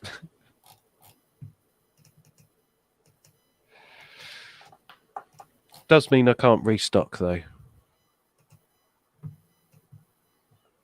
Can I Can not we send run it it out off? to you, Andy? I beg pardon. Sorry. I'm saying, can I not send it out to you? No, because the warehouse is closed. We're all supposed to be at home, aren't we? So Yeah, I know, but a lot of people I've got enough. a lot I've of got people enough. who are not allowing people into shops and things like that are still doing mail order. Yeah. Well, they're not going into work for their staff for staffing reasons, so that's fair enough. But I do have a stock. I was just depends how long we're all going to I'm end up. going to drop out for a little bit. I'm just going to go and check on the boss, see if she's all right. Okay. Cheers, No Dale. problem, I Dale. won't be far. I'll be back in a little bit. Okay. Okay. Catch you in a bit. Okay. Yes, Thanks, mate. bye. Cool. We just don't know how long this thing's going on for, do we? So, however, I'm in a slightly unique position where I can still get wood if I need it from work because I still have Yeah. to work. So, I suppose there is a silver lining having to go outside. I was really lucky to get my delivery from Selco yesterday. Oh yeah. Because I think the dame's shut completely now. hmm So that would have been a nightmare because I'd got planned these, like I'm making some kids' beds, and it's like, right, they're going to take ages. So I've been putting them off. And then, of course, when all this lot kicked off, I was like, well, now's the time to make these. So I quickly put an order in, and they cancelled my original order date. So I thought there's no way I'm getting them. And then they just turned up on Monday. So I was like, Oh, that's result. brilliant, Joe. See, Excellent. I'm a bit of a doomsday prepper, not when it comes to toilet rolls and things like that. 'cause to be fair, we're running a bit low. But when it comes to like, if I'm gonna get bored, that's not what the wife wants. So I've had this in the back of my mind that this was going to happen at some point soon, and I've said it to various people. And I thought, you know what? My last couple of weeks, I thought I'm going to start taking wood home because I can see this going to end up being like it is in Italy, like it is everywhere else. So I've got an absolute ton of wood in the. I mean, seriously, it looks like a log yard outside.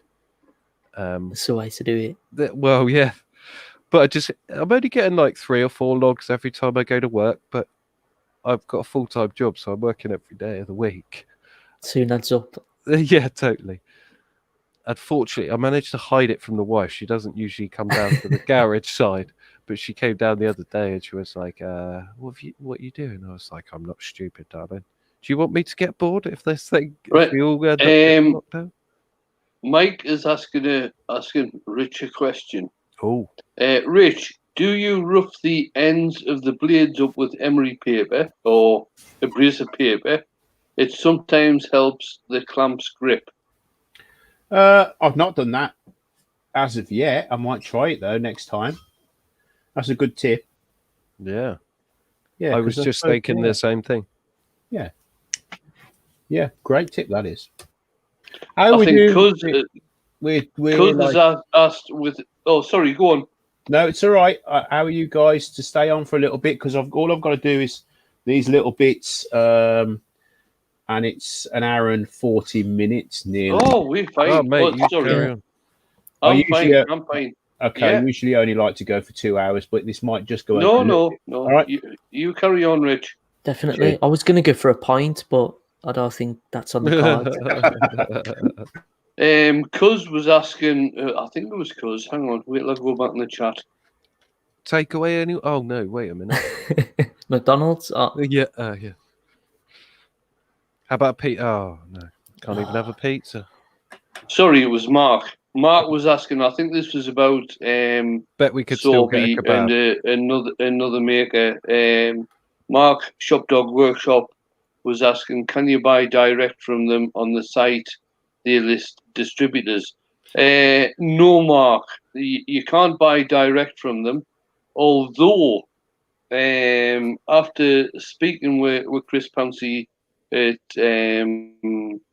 Harrogate last November, if you live close and you pop into the factory, mind you, I think the factory is about to close. But if you live close and pop into the factory, they will not turn you away and they will probably sell you something. I don't know if Wayne of the Big Feet has already done that, but I did tell him this as well. Because Wayne lives about, I don't know, 10, 20 minutes away from Sorby Tools and Crown Tools, because they're both from Sheffield.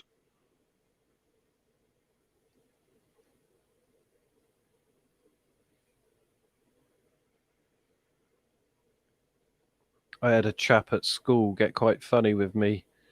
In the entrance to in the entrance of the school, it's very limited space, so a 6-foot gap between people is unlikely when you're passing. Yeah. And he was a parent who was dropping off their kid because he was self-employed. He wasn't on the key worker list, but he was trying to get free childcare for his child. And as I walked past him, he said, well, it's nice to know that your staff care about personal distance and space and things like that.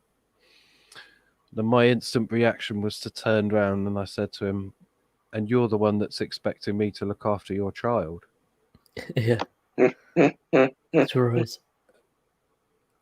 How close have you been to your child? In the car, you're going to various different people's houses and you're putting me at risk walking past me when I work in an environment with children. So who's in the wrong? Yeah. Exactly. Right, Cuz is asking, what's the difference between Crown and Sorby? The difference between Crown and Sorby is they are two totally different tool companies, and they probably use different types of steel, Cuz. Sheffield was known, and it probably still is known, as the biggest steel manufacturer, not producer, but manufacturer in the UK. And I think all of them had their own way of doing things and used different production methods, used different types of steel. And I think that's basically the difference between the two. We've got a steel manufacturer down here now in Poole. Oh, have you? Yeah. Well, not now. He's been here for ages, but the proper foundry and all that. Because we've got a lot of shipping down in Poole. Well, I say a lot. We've got Sunseeker. There's an awful lot of building firms, pipe welding and things like that going on down here. Yeah.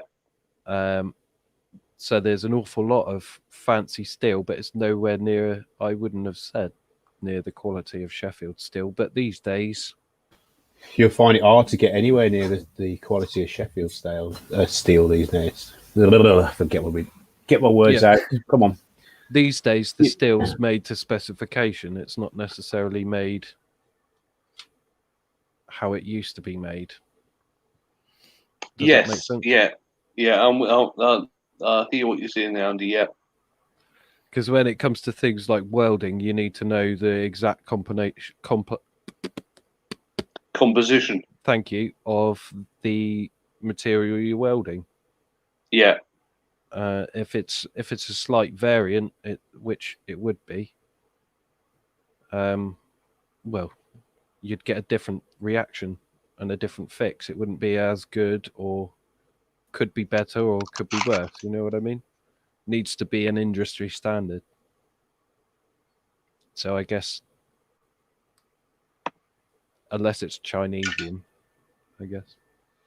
Maybe Cuzza said, I thought they all used the same steel, which is why it was called Sheffield steel. Didn't realise different tool manufacturers did their own steel. Realistically, there's me going with the realistically again.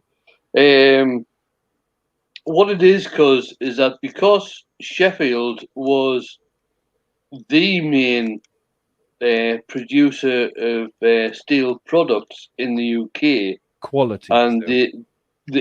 of quality steel products, not just in the UK, worldwide.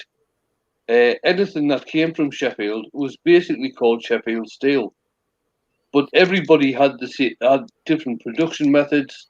They used different methods of producing what they wanted to produce. Put different things into the production and everything like that. So it wasn't nobody had the same type of steel, really. I think it helps for marketing as well. If a region is so well known for one particular manufacturing method, Exactly. than just being able to say that it was made in Sheffield. Yeah, then that's exactly. a huge selling point. Yeah.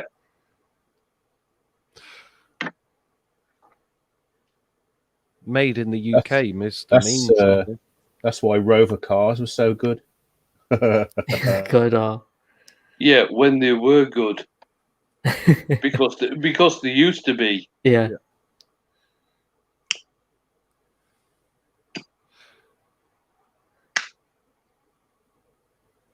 It only seems like yesterday that they closed down. Hmm. Same with the coal pits, though. There's houses on there now. Yeah, it's mad. Same with the coal, though. Definitely. There's That's Yes, dropped, I mean that's dropped in our lifetime, Joe.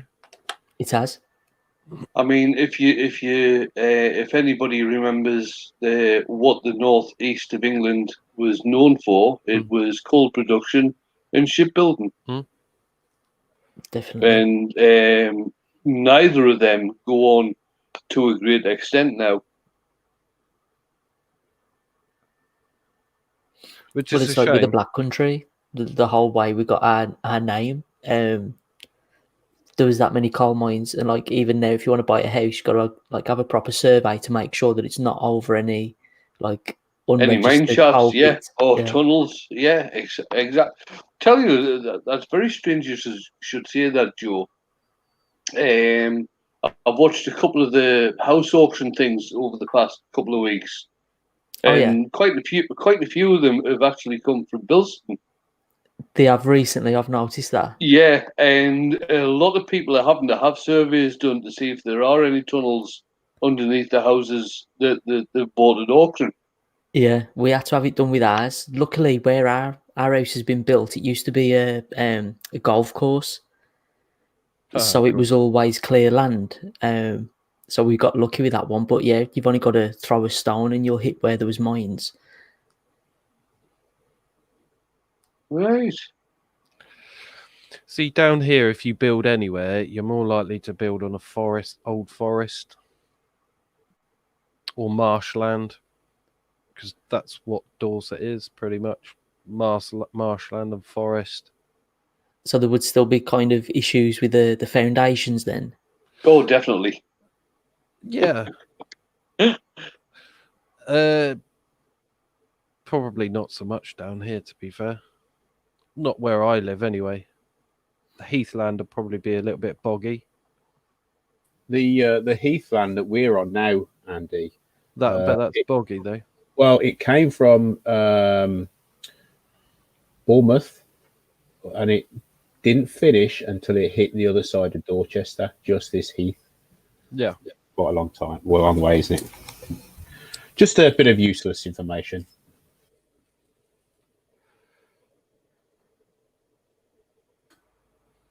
But then this is where England begun. So we'll leave it there, shall we? Wessex.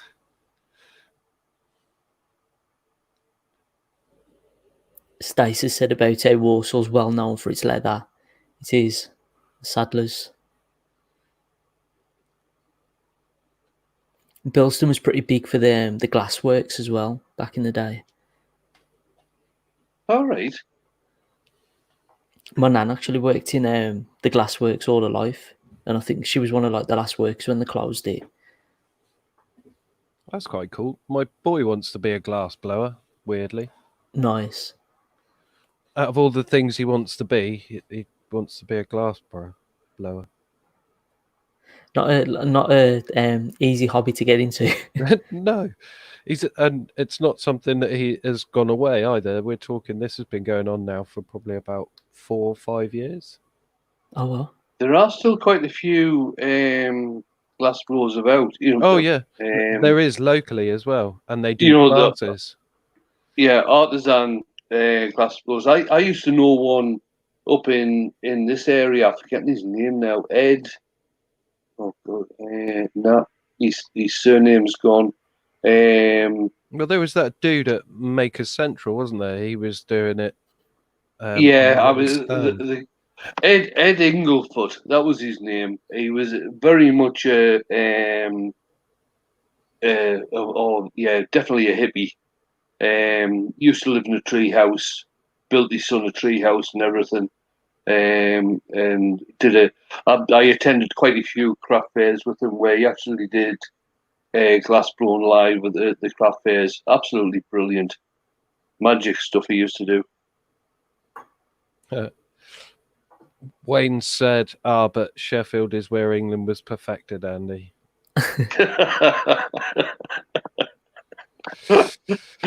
Yeah.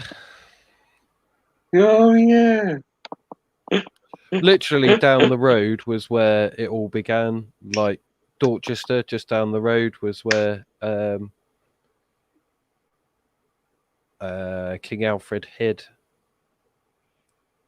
from the Vikings, plotted to take back, and then became England eventually.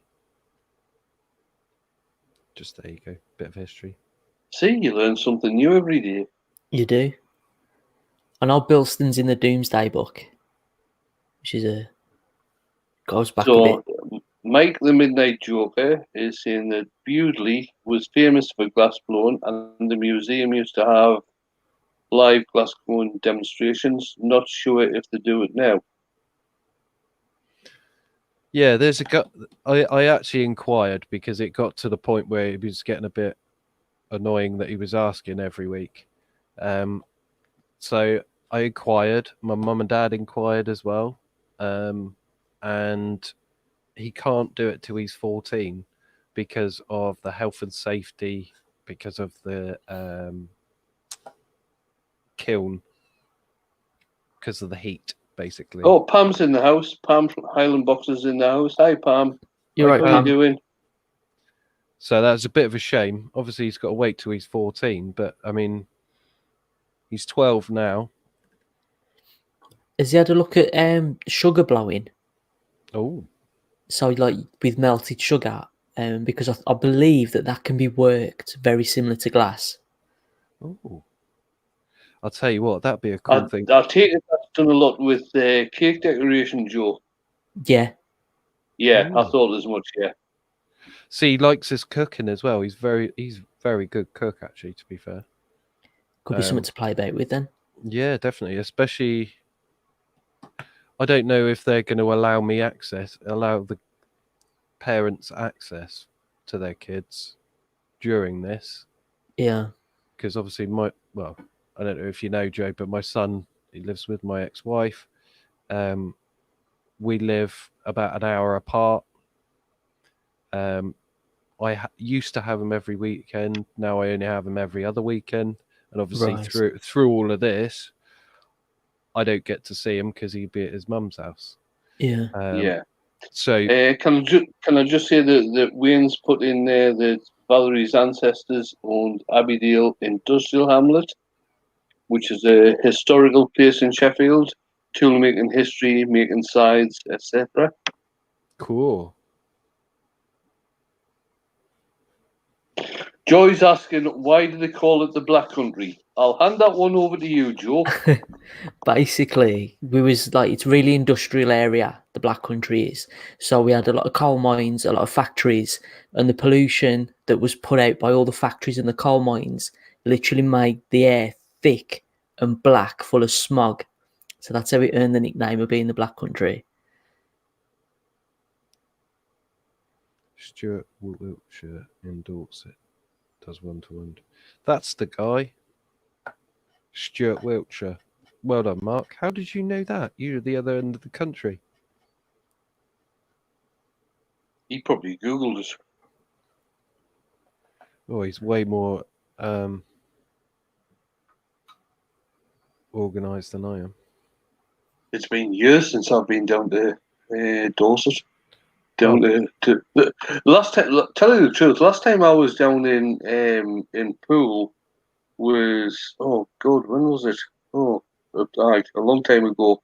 When I used to work for an organisation called Leonard Cheshire, and I had to travel down there to do a moving and handling instructor's course. That was the last time I was down in Poole, which, like I say, was a hell of a long time ago. You might know my dad. That'd be funny.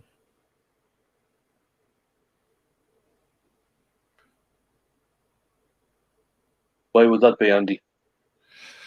Well, you did healthcare. My old man does healthcare. He did a lot of training and stuff like that. So you might well have crossed paths. At some point. Like I say, I was only down in Poole. It was for what I think it was a 4-day training course with Leonard Cheshire Disability. That's who I was working for at the time. It's still mate. It's still my old man gets around the place. That's all I'm saying. Right. He's a little bold chap. He's quite round. Doesn't come to mind. Oh, Mike the Midnight Joker is saying it's an educational stream tonight. Well, always, Mike. We always like to put stuff in there that people can take away. Down here on the Jurassic Coast, we have such delights as Lulworth Cove. That's lovely. Google, check it out. We have the Isle of Wight. Yeah, that's you have the Chisel Beach. Yeah, Chesil Beach. Chesil Beach, sorry. For anybody that doesn't know what Chesil Beach is, go onto Google Maps. Go to, oh God, I've forgotten which town it's next to. It's Portland. Where they do up. Yeah, no, it joins Portland and Limery, just that stretch. Goes past Weymouth and then goes through to Weymouth. That's where I was thinking of.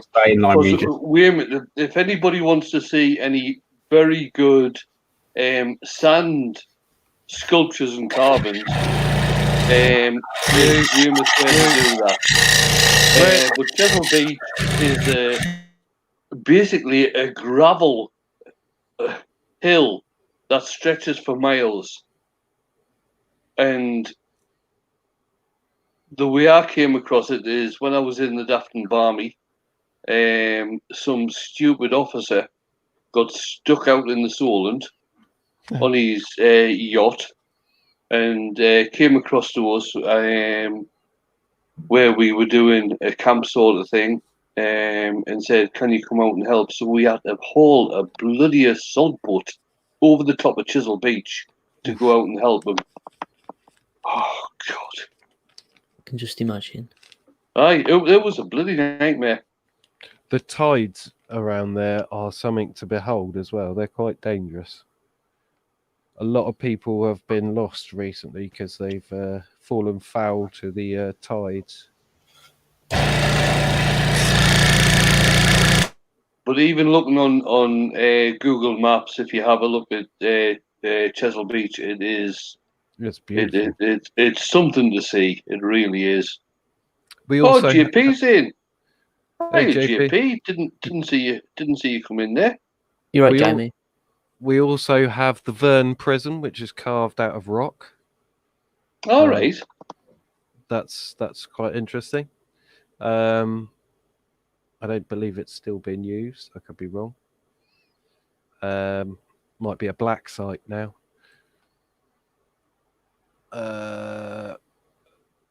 What else have we got down here? Brownsea Island, the birthing of Scouts. Well said, Marky. Seeing as we're on the Scout theme.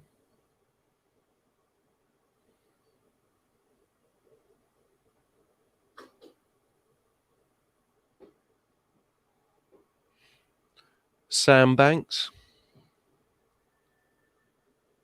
Probably one of the most expensive places to live. Oh yeah, that's just off Pool, isn't it? Or is it part of Pool? It is part of Pool. They'd like to Right. think they're not, but they are part of Pool. What else? Jamie said in the chat that he's got a few friends who lives in the Isle of Wight, and they all live in Parkhurst.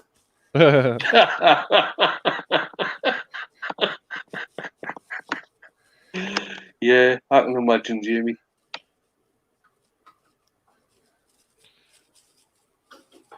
Mark Arnold said that he is caved under Portland Prison. That's pretty amazing. I did my abseiling and rock climbing on a summer camp. No, it wasn't. It was like on a weekend away that the school used to run, and you got to do all these like cool activities. Oh, school wasn't that bad. And it was called Dancing Ledge, and it's like it's an amazing rock face, and literally where the rock sheared from itself, if you see what I mean. There's a big like flat underneath it, and the waves just smash against that, and it's absolutely massive waves come flying at you. It's absolutely amazing. Sea fishing's pretty amazing down here too.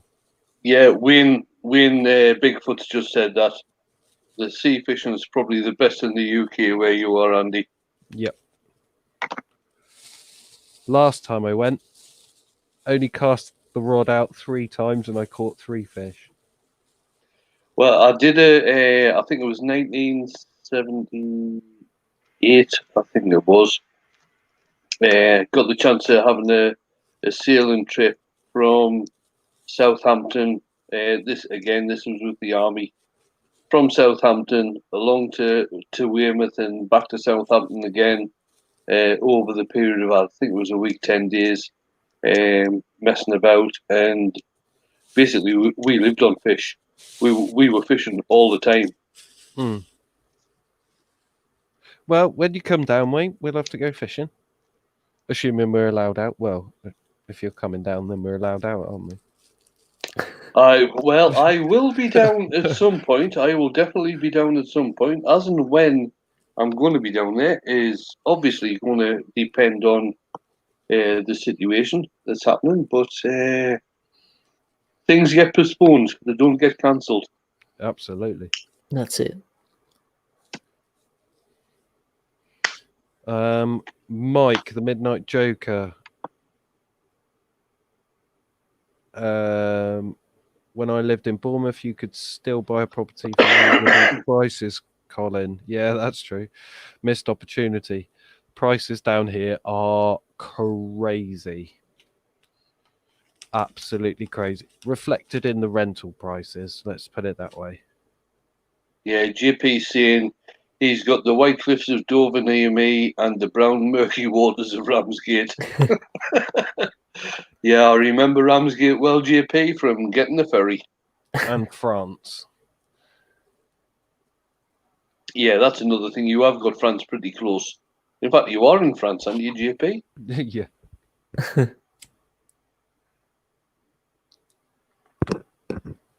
We got nothing really by me. I don't know what the sites of the Black Country would have to hold. Big holes by the sound of it. It is. That's pretty impressive.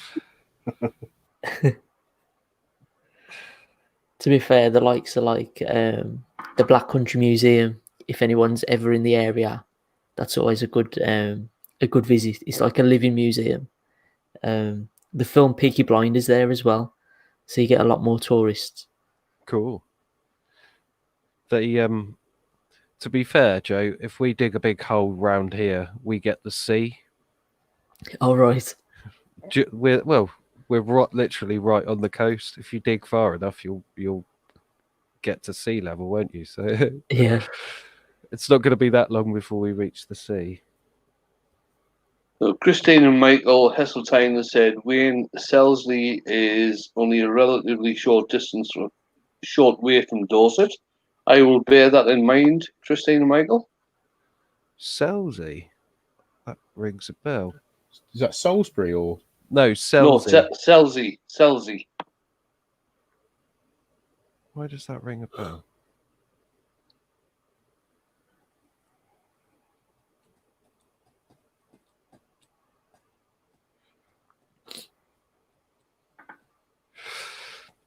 Yeah, there's two good reasons to come to Dorset anyway, because the Beard and I live here. So That's about the only two good reasons. yeah,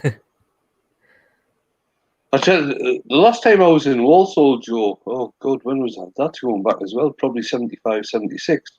Oh wow. There used to be a pub that had 9 bars in it. Oh, I think I know what you mean. near Chichester. I can't think what it's called. Have you ever been to the Crooked House though? No, I was only up there. It was just for one night. With I've been basically me and some guys buggered off from camp one afternoon and buggered up to where he lived, which was obviously Walsall, and went to this bar that has this pub that basically had 9 bars in it. Go on, Rich. What's up? What's up, Rich? No, I've got to the point where now I've got this one to do, that one to do, and then the top. So there's only 3 cuts left. Ooh, so which do you do first? Is what you're thinking? I'm wondering if I. Which if I one do has that got the first. Rich? first. Which one has got the most thin cuts? These two. Right. I think Dale would probably say the one with the most thin cuts do last. Okay, so I'll do that, and then I'll do that one, and then that one. I would do no. I would do that one and that one. Tape those two together, and These then two. and then do the other one, because that is a super thin line for the hat. Yeah. Is that going in pieces? Like there's a white line across it? Are you doing the white line, or is that a print failure type thing? Oh, the white line. No, that's just my running out of ink. Oh, that's all right. Okay, so that's a separate piece on its own. Yeah. So that tiny little bit in there. Yeah, I'll do that, and then I'll do these. Okay. Right then. No. Let's see what happens. I'm sure Dale says get the hat bit done like second to last, didn't he? I'm sure he did. Just make sure you tape it back in. Yeah. What I'm going to do is I'm going to get a pencil. And I'm smallest first. JP, whoa, Rich. JP says smallest first, keep the stability. The only reason is because this is literally cutting the whole. The only thing that's holding this together, if I do that, is that tiny little bit there of about 4 mil. I don't know if you can see that. Yeah, I see that. And that's what I'm worried about. Same as this bit. You've got that tiny bit there and that tiny bit there. I mean, that's not even a mil each, holding that on there. So, yeah, I'll get that done. GP to the rescue.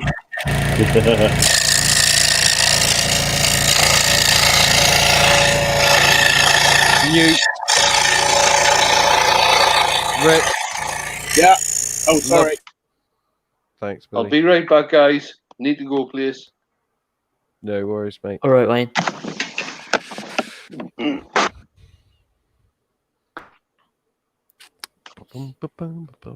See, I'd end up cutting off probably the biggest parts first, thinking I'll get those out the way so it looks like I've done more. Exactly. Yeah, I probably would do the same. But this is why it's a good thing that JP's in the chat. That's it. I can see it definitely being therapeutic, though. Yeah, I'm certainly sitting here watching it. I get the same when I watch Dale and JP as well. Yeah. It's just watching the blade. It's almost like I don't know if you've seen the foam cutter working. Oh yeah, definitely. It's a bit like that, only you don't get the up and down. It's just like when you're watching it like this, that's like that. Yeah. Do you know what I mean? Because you don't get the noise of the machine. You just see it cutting through it. It is. You get all the best bits, Yeah, definitely. and then you're not the one that has to change the blade when it breaks. Yeah, yeah. It's like I've got a laser cutter, and that's similar. Like when you watch that, start cutting stuff out, because obviously you don't actually see the light; you just see where it's burning. So you just see the material being removed. Nice. Oh, I'd love to have a laser cutter. That would be amazing. It's funny because, like, I mean, it's still a chunk of change, but I think them a lot cheaper than people expect. So I've got a 40-watt CO2 laser, and when I brought it, I think it was just under £300 No way. off Amazon. So like, I think there was imported from China, but then there's somewhere in the UK. Mm. But it's opened up a hell of a lot of possibilities for me. Yeah, I bet. But then once you have that, then you start looking at the bigger models, Yeah. and you start wanting those. See, And now you're getting into thousands. about a year and a half ago, although I had some tools, I didn't have the tools that I have now. I now have so many tools, it's unbelievable. Yeah.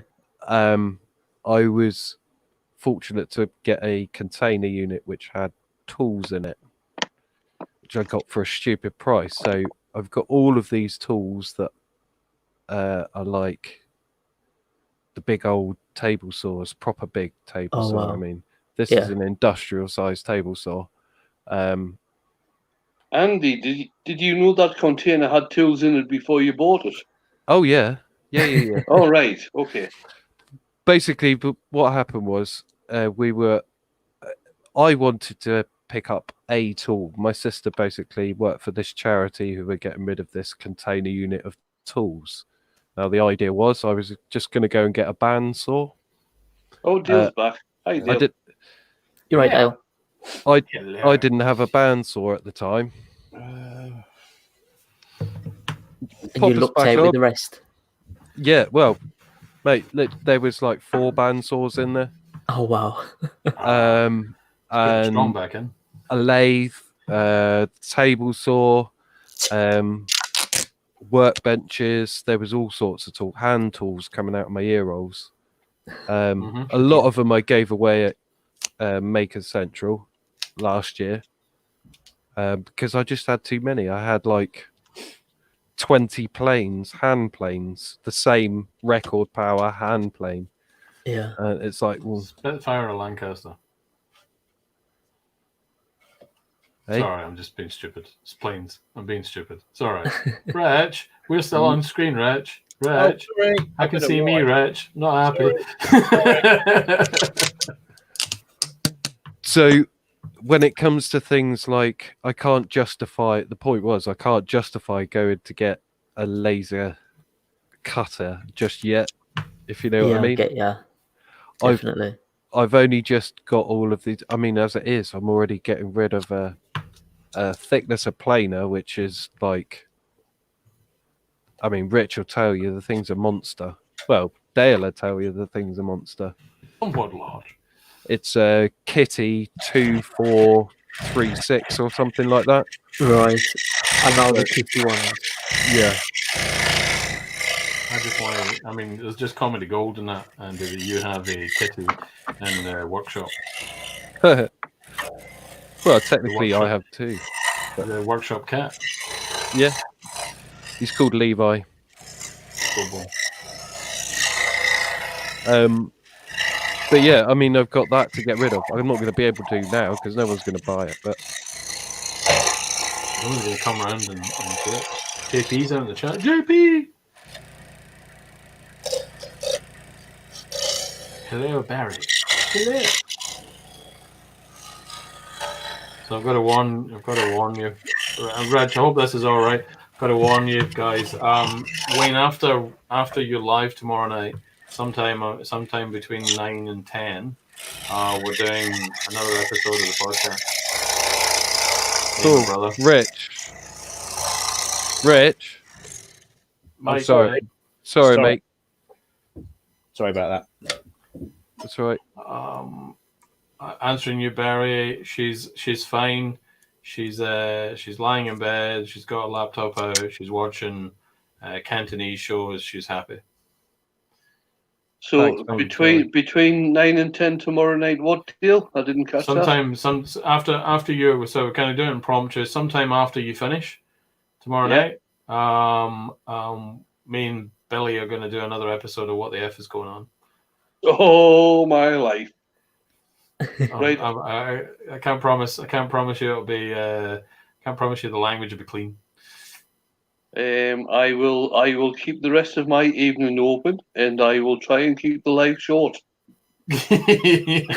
No, don't keep the live short, man. We'll do it after you. It's no biggie kind of thing, no pressure. Because last time we just kind of spontaneously did it, and we get, I don't know. I think at one stage we had about 100 odd folks watching it or something. So I think it'll be all right. It'll be fun. Win of the Big Feet is asking, what's the name of the podcast deal? The podcast is called What the F Was Going On. And whose page is it on? It'll be on. So I think we're going to try and do it on YouTube and on 2 Facebook pages simultaneously. The one to look for it on is Billy Kirkwood, comedian. That would be the one to look for it on. Is that on both Facebook and YouTube? Just on Facebook. The YouTube one we haven't decided that. Yeah. Okay. So this is only episode 2. We did the pilot. The pilot was kind of just ironing out the kinks of the format of the show. The pilot, I've got to say, was mental. We expect most of them to be mental, but we've kind of settled into how we're going to do it. You know, so we think the first episode, this first formal episode, is going to be about 1980s BBC light entertainment, or at least that's how it's going to start. How it'll end may involve. Deal, you can't do that. I was in Germany in the 1980s. We didn't get English TV. Did you not? Oh, I'm sorry about that, man. You're going to have to join us in spirit then. I'm sure we'll kick off. I'm sure we'll kick off with BBC light entertainment in the 80s, but I'm fairly confident we'll descend into stupidity within about 5 or 10 minutes. Oh, well, that's not too bad then.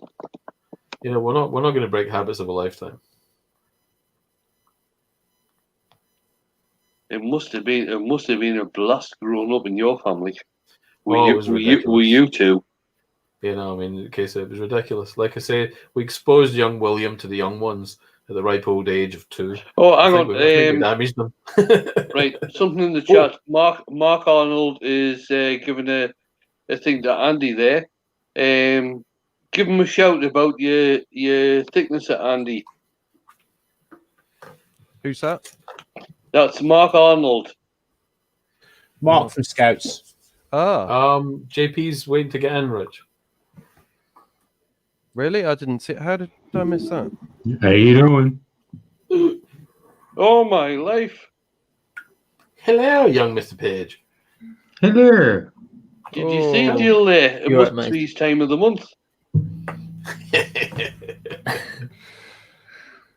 I'm going to have to drop out for a second. My laptop's being funny business again.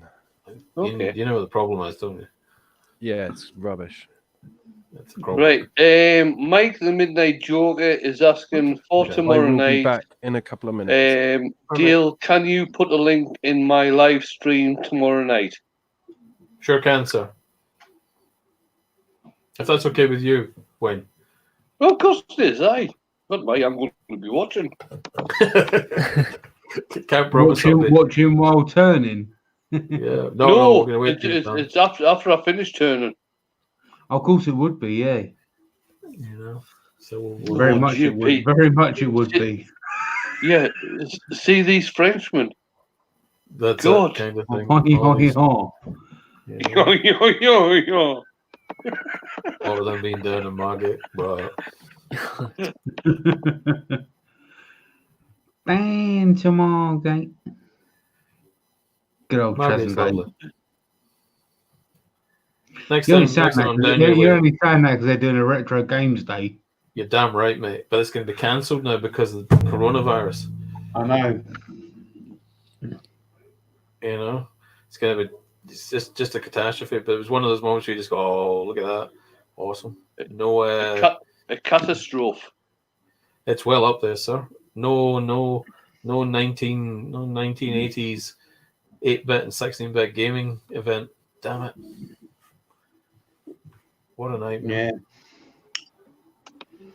What was I going to say? You need to show me that shop the next time I'm down that way, mate. The one for Yeah. 4 Candles. Yeah. Yeah, I'll show you that. That's down Broadstairs, right on the cliff top, that is. Yeah, there's a piece of comedy Yeah. history right there. Yeah, who would have thought that, eh? That's the two Ronnie's comedy sketch of 4 Candles was based on a shop in my hometown. Oh, what? Oh, I Nice didn't one. realise that, GP. Yeah. Did they Yeah. actually film it there, or just? I'm based not on sure if they Inspired filmed by- it there, but I know it was inspired by that shop. It was a shop called Harrison's. And my dad was telling me like years and years ago, like back in the day, you could literally go there and buy one screw if you wanted to, Right. and you could buy like a cigarette, one match, and a striker. Yeah. That sort of thing. He sold literally everything. Everything you could think of. Can definitely see where they got the inspiration then. Yeah. Old hardware stores are awesome.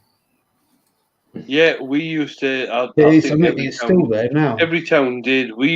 In Dumfries, we used to have a hardware store a bit like that, where you could go in and say, "Oh, I'm wanting something. It's a bit like this, and it looks a bit like this." And the guys, "Oh yeah, I know exactly what you're after." And you could buy them in ones and twos and whatever. And sadly, that went by the by. And now we've got home base. Here we go, mate. Oh, Rich is going to build a picture. It's all Money coming shot. together. It's a fleur de lis. I thought it was a person first of all, but oh yeah. There's a fair bit of. I had to Pritt stick all these bits on. Where's me Razor aid blades. memoir? Right, so there's You that. cannot take that off, mate. That'll blast the heat. I'll make that peel off just lovely. Or that Yeah. sticky stuff remover. I'm going to place it all on here tonight, and then what I'll do is I will glue it, and I'll do that, all that stuff off camera. I mean, I might give this another bit of a black coat as well. This is the bit that I'm Mike worried the about. Midnight Joker has said, Colin GSK Kubu channel has a jig for thicknessing with a hand planer that works really well. He made one this week and gets super accurate results. Cool. Need to watch that. I've got an electric. Well, so I mean, I've got an electric hand plane, and I've got some. It was nearly. If I'd known Andy was selling those planes, I would have bought some from him. I don't quite like old hand planes. There's something very reassuring about, especially the wooden ones for doing. I'd love to get a set of, for doing rebates and shapes for picture frames. I think it'd be awesome. Just hand making them rather than using a router. Here we go, Rich. I should have picked something that's less intricate, I think, because this was kind of this is one of the hard ones. You learn. There's a few tricks you learn just by doing one of these, which is the strong backs and the taping and where it start and where it stop. Which bits to do first. Both David and Cuz are heading off for the night and saying good night. All right, thanks, guys. Thank you. Night, lads. Good night, Captain. Take it Cuz. easy. So there's that bit there. This is when you realise you haven't cut a piece out, isn't it, Dale? I reckon. No, it never happens to me. I usually forget to drill a hole. I usually remember, oh, Yeah. crap. I forgot to drill a hole I loads of forgot to times. drill holes. There is I was one doing- piece. You There go? is a piece that I didn't bother with, which is this piece here. He's woggle. That bit, I can always cut a little piece and place it in. See how it looks without it. Or is it? No, it wasn't that piece. I modified that piece, as you can see there.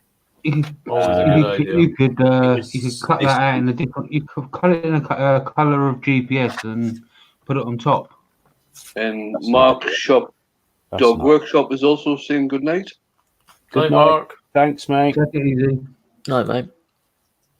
They were just staying around to make sure that they didn't miss me destroying this. Well, the hat was the bit where, right, if it was gonna go wrong, it Yeah. will be the hat that snaps. Although the neck of the hat was that's why I stopped you when you were doing the neck, and it says, you Yeah. might want to hang fire and do somewhere else. But Well, we weren't sure what we were going to do, if we were going to do that bit first, or that bit first, or that bit first. what did you do? We did Yeah, the and hat first. you weren't in How would that. have been what that how would have been deal. what I would have done first. Yeah, I remember you saying leave that to second to last or something like that Yeah. because of this. Just right down the pecking order. Because literally, the only bit holding that piece to that piece is that, which is about Oh. 3 mil. That's why I stopped you when you were about to cut yeah. that whole bit out. I went, whoa! It's a good job Don't do you did. that, bud. Don't do that bit, mate. No, I'm hoping Yeah. this looks really nice on the wall It in the will. scout hall in the Well, in the entry. it's already looking good. I'm going to leave it brown. I'm going to leave all this color brown. I might even just stain it darker, to be honest. But You might like the only with the Pret stick. You might want to hit it with some alcohol or something to lift the Yeah, to lift the residue. Yeah. Or Right. ultra gentle sanding. so what I'm going to do is right. So If you they're don't the throw away the medals. bits you want to keep. Yeah, Awesome, Pete. yeah. Yes, sir. So- Exactly the same. Just going to pop him in there just for a second. To your Just left. while I transfer it over to there.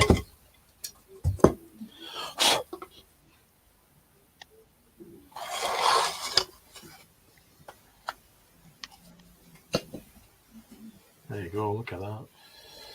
Nice. How is it you do yours, Dale? Your heroes coming from the right, is that yeah? Heroes are from the right. Villains are from the left. Oh, that's good then. Mr. Powell's a hero. That's why he's in from the right.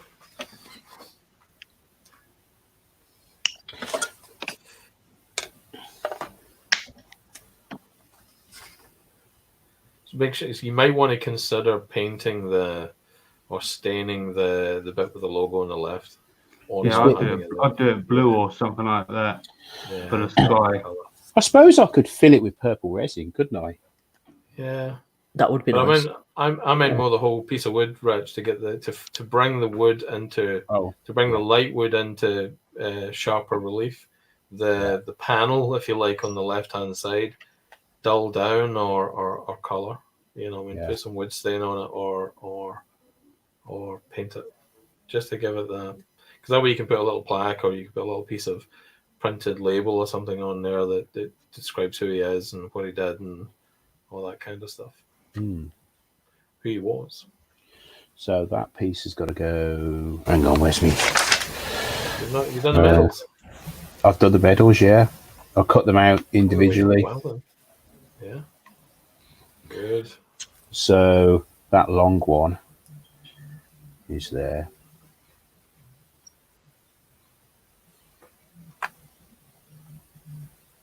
These, Scribe, yeah. it's a Punch. diamond file. Cool. So these, like I said at the beginning, I like the style of Banksy. So I think I'm going to make it that style. So only the medals are going to be coloured, and I might colour that actually. I might colour the fleur-de-lis, but Mm-hmm. Mm-hmm. Nice. I think it just shows that he's got medals, I suppose. You Definitely draws feel the like eye. that. Yeah. Yes, absolutely. Cool. Frame? Yeah, and no, I don't know. I don't know yet. I ain't got a Do clue. a frame. Do a frame. Do a frame. Do an edge frame on it though.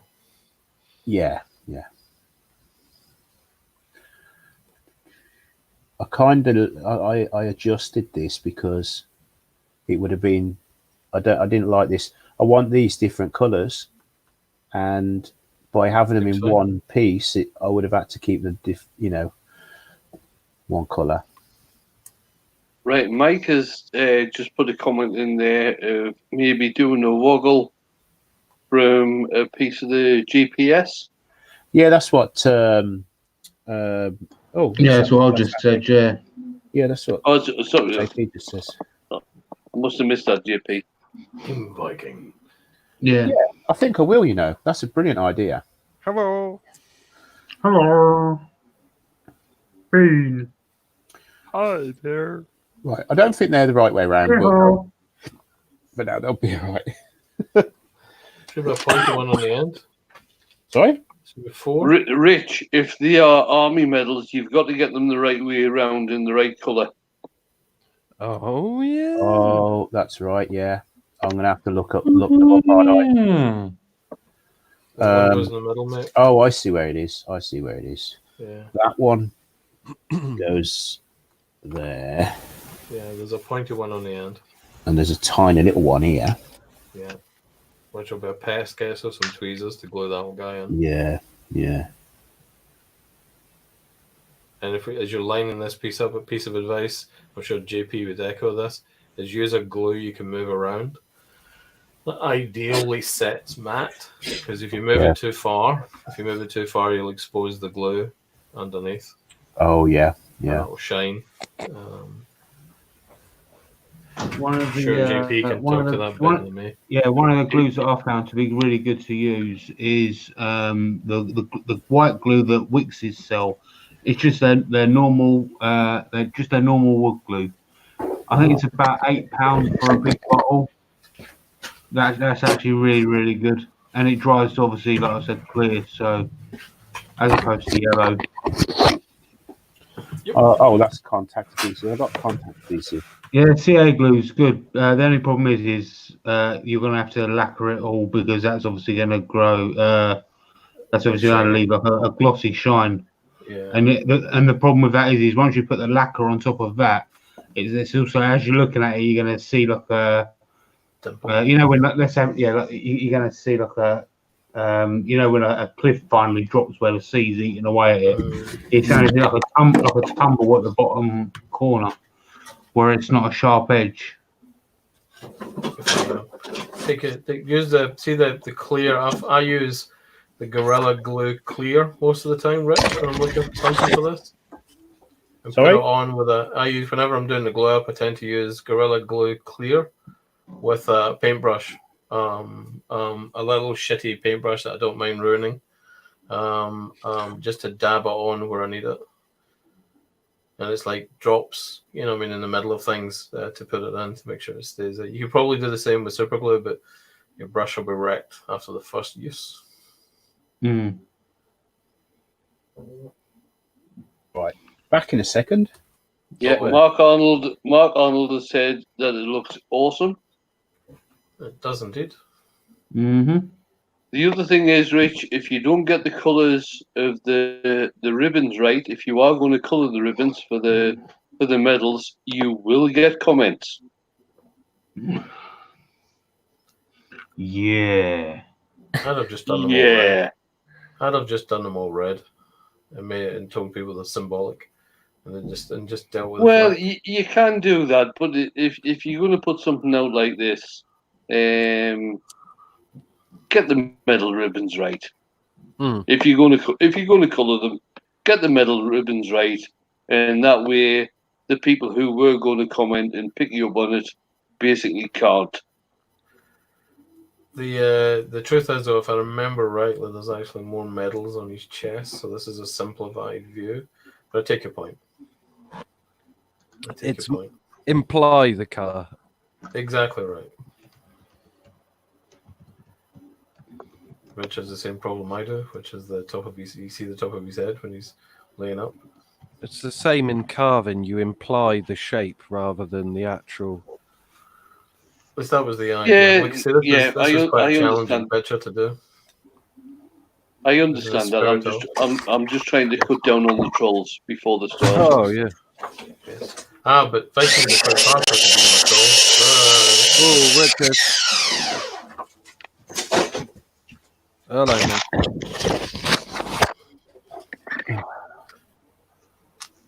There you go. Bit of GPS in there. Oh, that fits.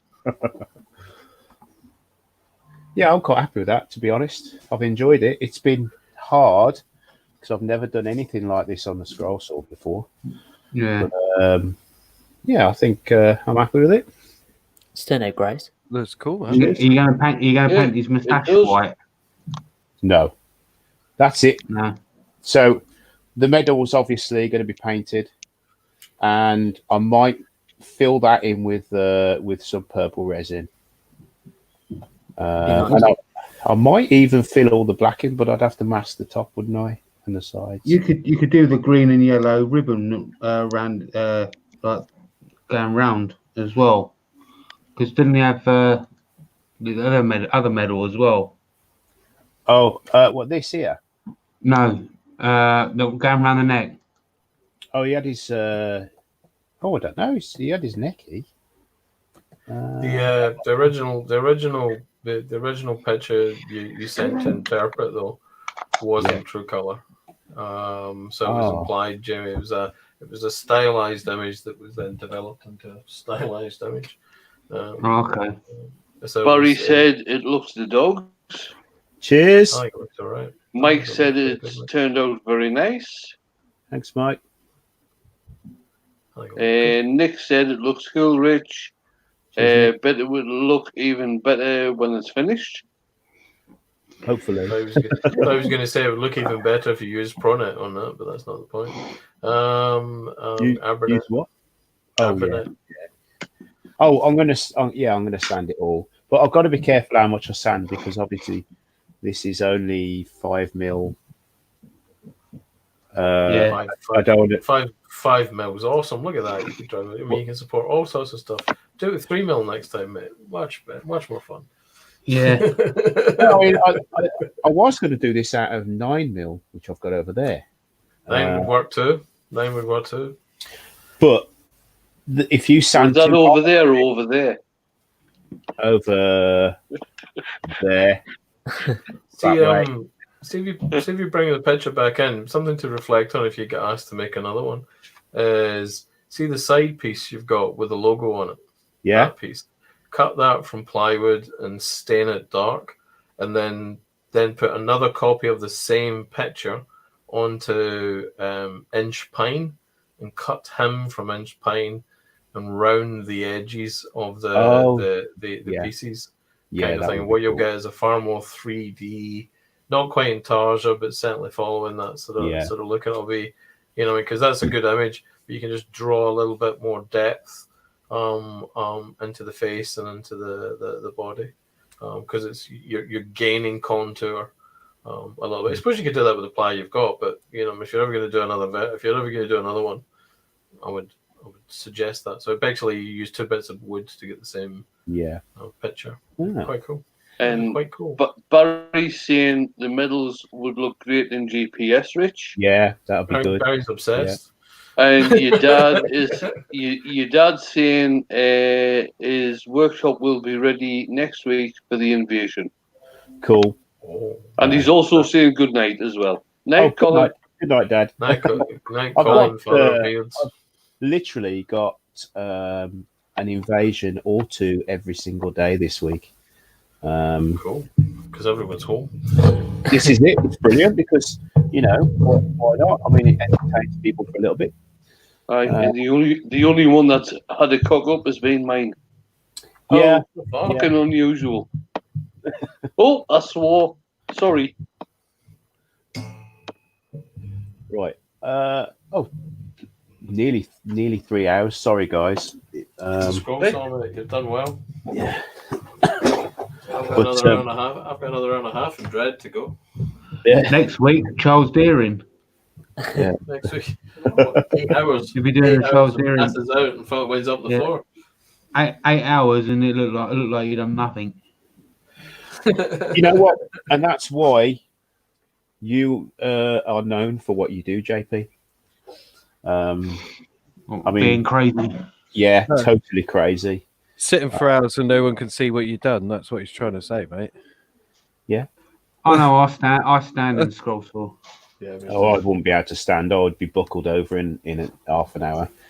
Yeah. I can't stuff stand. like Yeah, I can't stand like that for that long. I mean, Thomas, did I show you Thomas's? I think I did, didn't I? That's where he's got so far. Good. So he's Brilliant. That's cool. sprayed the back. This is another one of Dale's. He's done the little eyes. He was getting a little bit. Oh, there's his eyes. He was getting a little bit. How can I say it? He was losing a little bit because he was making mistakes, and he wasn't forgiving himself. You know, I don't know. It's just he was struggling a little bit, but when he was pushing it, he wasn't rotating it quick enough to go around the eyes and things. Just tell me to slow down. Yeah, Yeah. just tell him not to push it into the blade so much. Eva's saying good night. Night, Eva, Eva. good night, Eva. Thanks for coming in. No, I've actually got a book somewhere with a load of testers, so that if he just does that like once a week, Yeah, you know, it'd be all right. Can I make a suggestion for him though? He cuts out Groot. yeah, Goes Yeah. all the way around the outside first. He finishes it. You know, go around his head, or basically cut him out so that where the border and the Groot is. If he cuts the kind of the edge out, so Groot Rich, comes out as a single As piece. as we're having a chat between ourselves, can you bring us all in? Oh, certainly, of course I can. Well, I don't want to be on the chat. Good. What Bring everybody else except me. you got to remember? What Thomas has got to remember is it may look like he's not following that line, right? But the Yeah. second that pattern comes off, Yeah, there is no line, there is no mistake. yeah, yeah. I did say to him, don't worry if you go off the lines. As long as you don't go off too drastically.